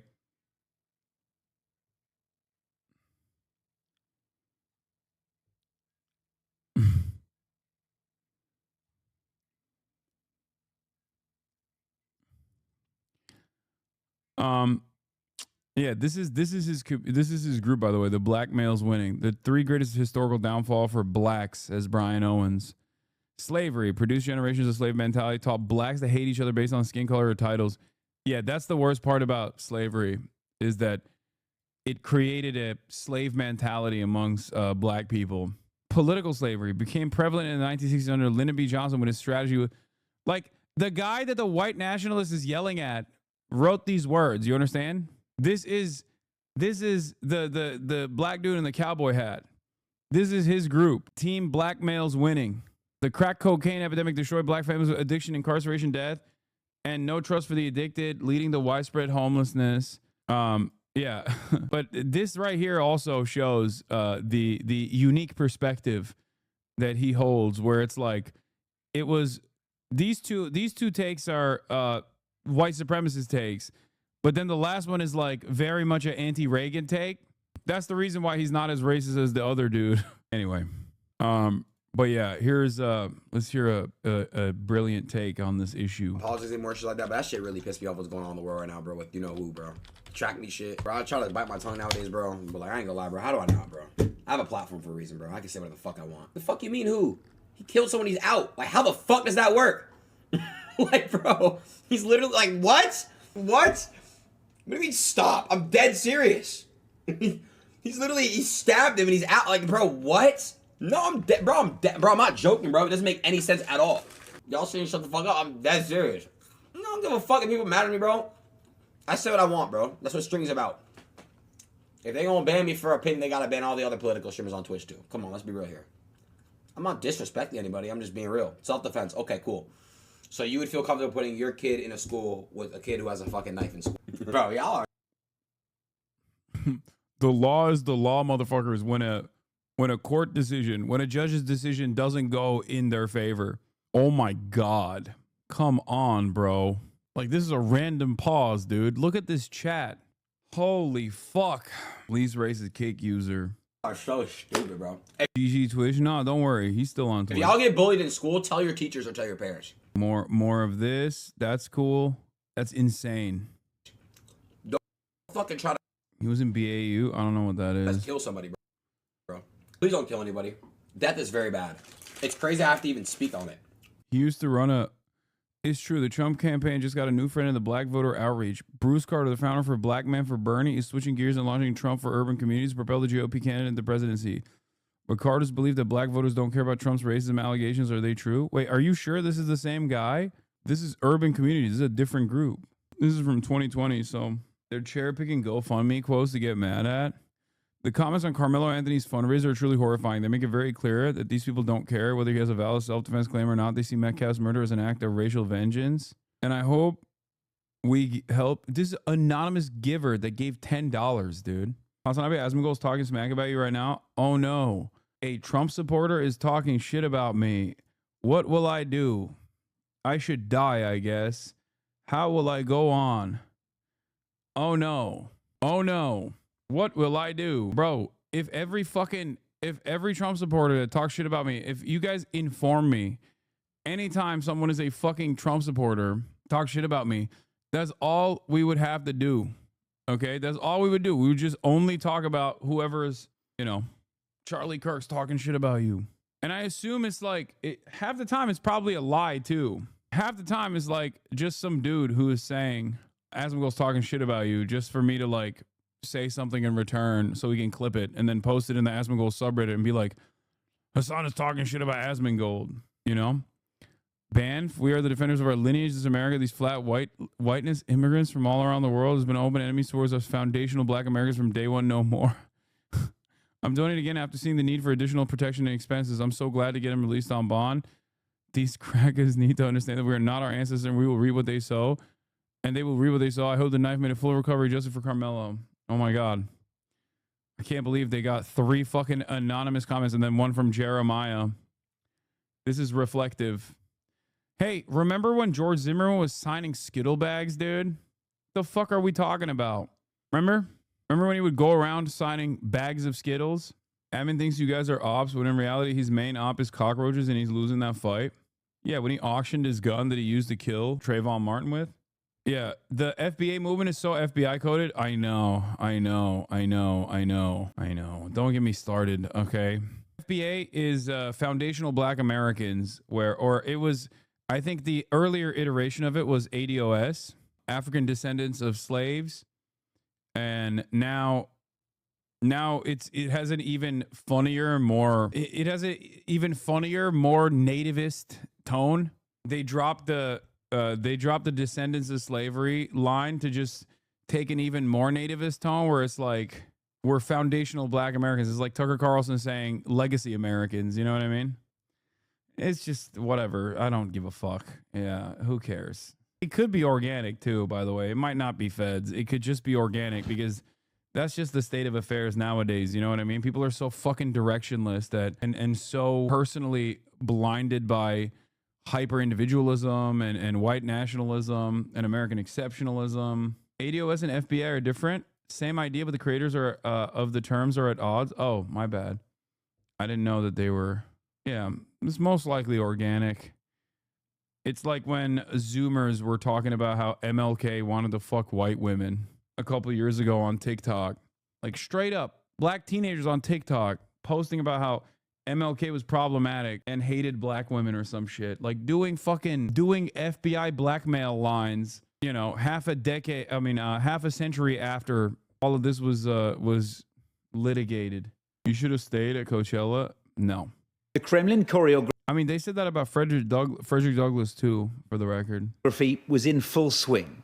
There was a televised meeting with his military chief, a battlefield update on his force's progress, and then an apparently spontaneous decision from Vladimir. Wait, FBA is Tariq Nasheed's thing? But Tariq Nasheed was initially in ADOS as well. Did he just like branch off and do FBA instead? Because I'm pretty sure Tariq Nasheed was initially with ADOS as well.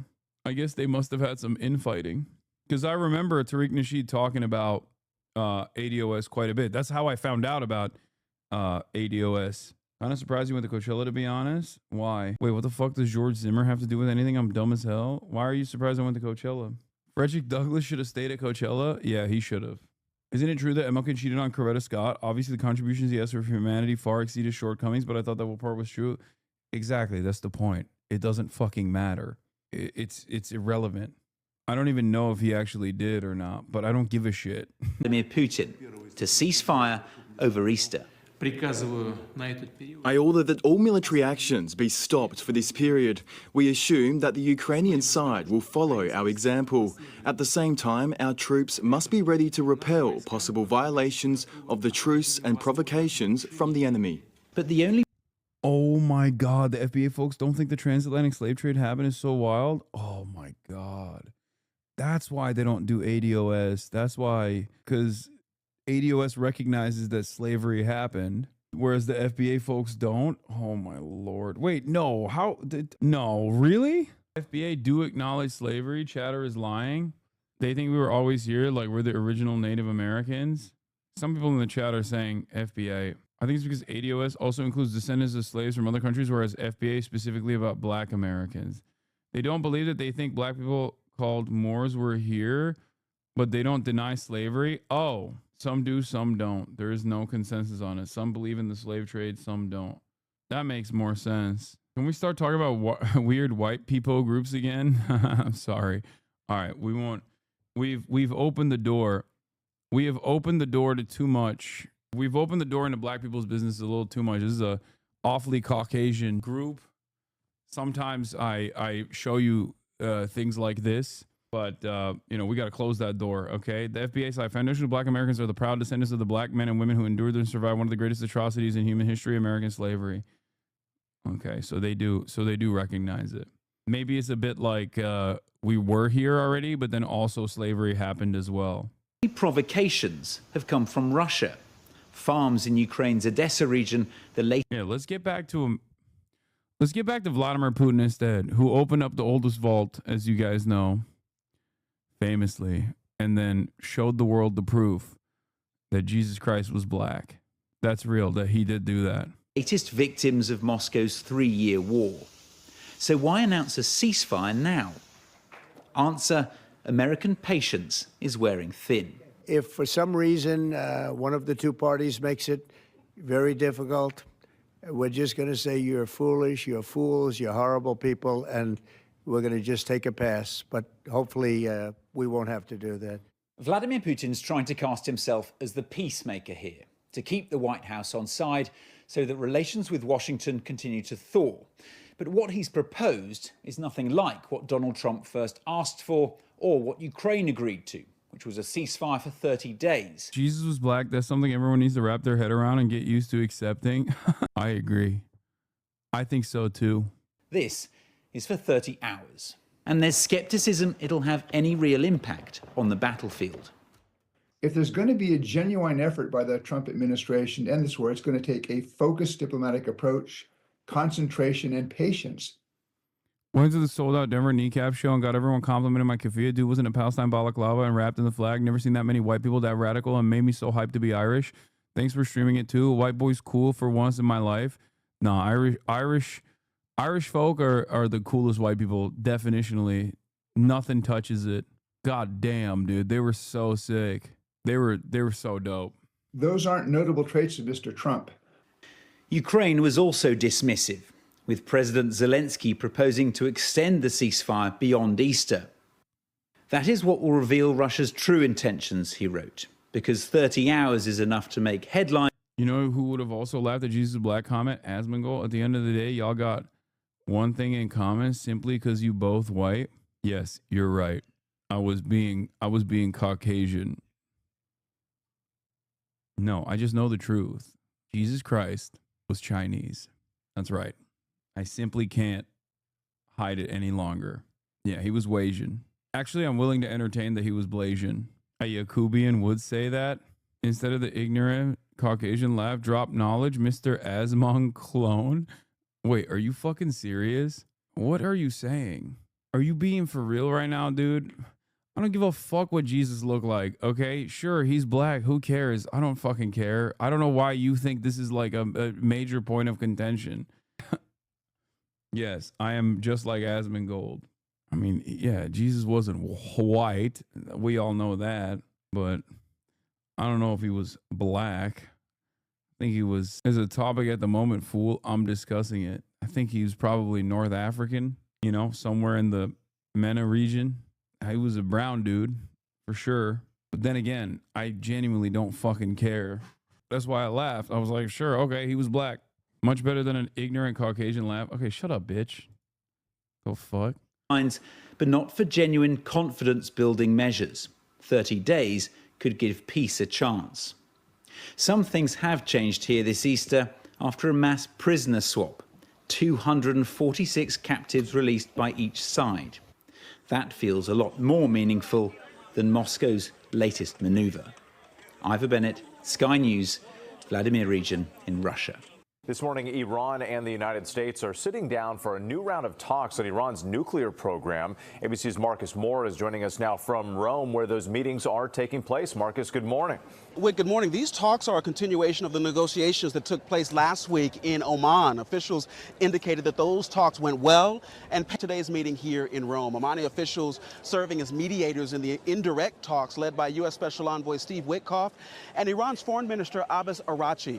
Vice President Vance is also here in Italy, but not taking part in the meeting. As you know, the Trump administration is working to... Yeah, it's because he's not taking part of the meeting because he's too busy becoming the tariff czar now, which is awesome. Curb Iran's nuclear program. The UN says the country has accelerated its uranium enrichment closer to a level that would allow Iran to develop a nuclear weapon.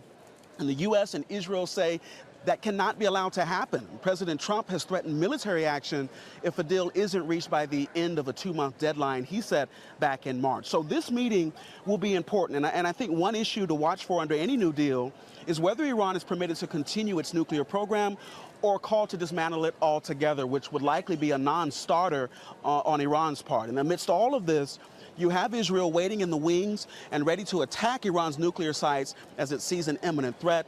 So a lot is at stake, Whit, and there's every sense that time is ticking for these sides to reach a deal to avert another breakout of violence in the Middle East. Yes, definitely something to watch closely there. And Marcus, as you noted, Vice President Vance is also there in Rome. What more are you learning about his plans?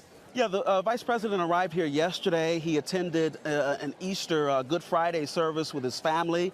He's met with cardinals and other clergy. He also toured the Apostolic Palace. The Vice President is expected to leave for India tomorrow. And meanwhile, Holy Week masses are set to continue, and we'll watch for what appearances Pope Francis makes after his long hospital stay from pneumonia just weeks ago. The faithful have gathered here in large numbers, hoping to receive a blessing from the Pope on Easter Sunday. Yes, we see those large crowds there at the Vatican. Marcus Moore for us, thank you so much. We appreciate it. The Joe Rogan Experience. Tim Dillon's new idea, war tourism. The Pope denied meeting him. Yeah, the Pope sent his second in command to give him a lecture on a lecture on compassion, apparently. Pope Francis skipped the Vatican's official meeting with Vice President J.D. Vance Saturday instead of having his number 2 give the Vice President a lecture on compassion.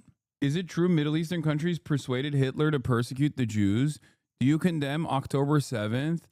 Dude, what are you saying? Dude, Israel Defender literally goes, do you condemn October 7th? And immediately does Holocaust revisionism. Yeah, dude. Really entertain what you are suggesting here. How is this seen as anything but defending Adolf Hitler's anti-Semitism? That he was seemingly not anti-Semitic from the jump, but instead was persuaded by the Grand Mufti of Palestine at the time, which was a British guy anyway. It was like a British appointed position to begin with. Guy goes from Asmongold's talking smack about you to, do you condemn October 7th? Is it true Middle Eastern countries persuaded Hitler to persecute the Jews? Yeah, they tricked them. It's weird. They tricked them with mind control. Arabs have mind control powers, and they fucking tricked them into writing Mein Kampf too, even before they fucking met him. Also, ironic because this statement is revisionist, is Holocaust revisionism, and very famously was also uttered by Benjamin Netanyahu, as a matter of fact. Benjamin Netanyahu fucking said this too. Hopefully they do this peace in the Middle East, hopefully. One thing I will say about Tim Dillon is that, funny guy aside, I do think it's kind of crazy that he just like all the statements he's made about like pedophile elites and whatever, they all go by the wayside when it comes down to like interviewing people like Steve Bannon, or I think he literally had like Kevin Spacey do his intro for his Netflix comedy special. It's like maybe you don't really care about that kind of thing. I don't know. They keep talking about all this, these deals they're all making. Hopefully that the Hamas and the Israel, whatever it is, they get, because. Well, that's one thing that Trump said. If I get in there, 24 hours, the war's over. That's a tough one. 24 is tough. That's obviously. But hopefully they figure it out, because it is, it's unfortunate. Yeah, it's fucking crazy. The human toll is unreal. Unreal. And, it's crazy. Some lady just died. She was the protagonist in some documentary, and she just got blown up. There is an argument to be made that level of devastation and death is worse than you talking to someone on your podcast. Allegedly. There is an argument to be made. It's probably not a good one. The amount but of there damage is an you can argument do with just talking. There is an argument to be made that, starvation and stuff like that and people dying is worse than a podcast. But wait a minute. I wouldn't Wait make a minute it. Before you say that. Have you been there? Right, that's a good point. You haven't been? By the way, how is he in all these wars? Can I just go to wars? By the way, how are you allowed to just go to wars? Is that the way you should at least can you just have the go to courtesy of going there. Can I just go to wars, or do I have to come back and say what people want me to say about the wars? Can I go to the wars and have my own opinions, or do I have to have the opinions? Not if you want to go back. That's right. It's very interesting, this war tourism. How do I get on this war tourism? Yeah. I'd like to go to the Ukraine. I want to go. I want to go. I want to go to all this war tourism. Do you have any awards that they can melt down and make bullets out of? Joe, think about this. Do I seem like a guy that has a lot of awards? Didn't you get one of those YouTube plaques when you hit 100,000? I don't even know where they send it. I don't know where. I don't know where. He's talking about Sean Penn, I think, right? Isn't that what he did? Sean Penn gave Zelensky his Oscar or something. Dude, liberals were going wild in the Douglas Murray. No, but Sean Penn did that too, no? Where they're sending those YouTube plaques. We've got a few of those. But I like this idea of war tourism. I like the idea of going to a war and then coming back having a very black and white view. Yes, I've been there. I get it, and I know, and interesting. Okay, I like that. Yeah. I like that. I love that. You feel better than the other people. Well, of course, there's a lot of people. It gets very murky. Most people I know that have been to war have a very murky, complex. Yeah, they're dunking on Douglas Murray. I got it because of the Douglas Murray Dave Smith debacle. By the way, I've never seen more of a fucking industry plant. Like, straightforwardly, it's just a part of the Hasbara mechanism that like Israel has propped up Douglas Murray as the Anglo-Saxon defender of Israel in the Western world. It is so fucking obvious. I'm sorry. I don't give a fuck what you say. You can call me whatever the fuck you want and be like, oh, this is anti-Semitic. Like, get the fuck out of here. Why is Donald Trump promoting Douglas Murray's book, dude? Like, really? Really? Douglas Murray writes a book. It's everywhere. All of a sudden, he's on Joe Rogan defending Israel, and virtually every single pro-Israeli account in unison is pushing Douglas Murray. Get the fuck out of here, dude. Get the absolute fuck out of here. This is literally, Israel was like, finally, a guy that is not going to make people anti-Semitic by just simply looking at them. Okay, we like not even anti-Zionist at that point, like anti-Semitic. You know what I mean? Straight up. Like, finally, it's not, because they were like, for the longest time, we had fucking Rabbi Shmuley, Michael Rappaport, Amy Schumer, and fucking Alan Dershowitz. Finally, we got someone who at least like is one a Christian nationalist, and he's buttoned up with a British accent. So we can just really push him, and he'll be able to penetrate the consciousness of these dumb fucking Westerners. Nope, not even a little bit. It is not working. Okay. Complex view of things, but it is good to go to a war and then come back and be as sure as you were before you came. You don't have to go for very long. No, you go for an hour. Couple hours. It's a lunch. Yeah. It's lunch on Put the on front a line. flak jacket that says press. Tea on the front lines, and then you come back and you have all the talking. Yeah. And if you're on the right side, you probably Right. don't get shot. Yeah, that's a good idea. Well, there doesn't seem to be a ton of danger for a lot of these people going to these wars. They seem fine. If you cross that line and you have a bucket of food with you, they might light you up. Yeah. No, I'm gonna go. I'll go to any war and I'll anything you want. So if you want to pay for me to go to a war, I will come back and I go, I saw the Houthis. They're terrifying. They are terrifying. Any war you want. And by the way, any country, if China wants me to, I'm doing it. Will you go to doing Moscow? I would love to go to Moscow. And I said to my friend, Anna Hoshin from the Red Scare podcast, I said, should I go to Russia? She goes, you're spiritually Russian, and the maybe you won't leave. She says the oligarch lifestyle might be for you. I can see the you eating sweatsuits, caviar with the flip-flops. smoked fish. She goes, it might smoking a cigarette on a yacht. She goes, it might be for you. Listening to people's moral justifications for all kinds of things. Going, I see your point. I get it. Yeah. I mean, what else are you going to do? Yeah, for sure. Yeah. What happened to those all those yachts that got confiscated? I don't know. It's Who a great gets question. those? I bet it's some high level version of like a police auto auction, right? Right. Yeah, for sure. That's what I'm thinking. Exactly. Like if Maybe the cops, those are the ones you sail to the war. I don't know. Yeah. When they raid drug dealers' houses and they get those Maseratis, you could buy that Maserati online. Right. Yeah. Yeah, I don't know what those yachts are. It's a great question. What happens to those yachts? Yeah, those because very luxurious yachts. That was the first problem I had. Obviously, it's a tragedy, whole Ukraine war, but I thought, frankly, going around and taking these oligarchs' boats, I was against that. What's weird? You work hard for a boat like that. Also, I don't know. I mean, there is a line between war tourism and doing brave journalism. And I get to dictate what that line is. It's entirely dependent on whether I like your positions or not. Okay, that's it. I'm being radically honest here. All right. If you're doing good work, then you're a brave, bold journalist putting yourself directly in the line of fire. If you're fucking annoying, then you're doing war porn, war tourism. That's it. You're going to lose your mind at this Bill Maher new rules just so you're mentally prepared. The not working class new rule? No. Oh, no. Bilbo Baggins. Can we please skip this smug dog fart? No, I only did a 2-hour stream yesterday, which is why I have to punish myself here. I have to atone for my sins.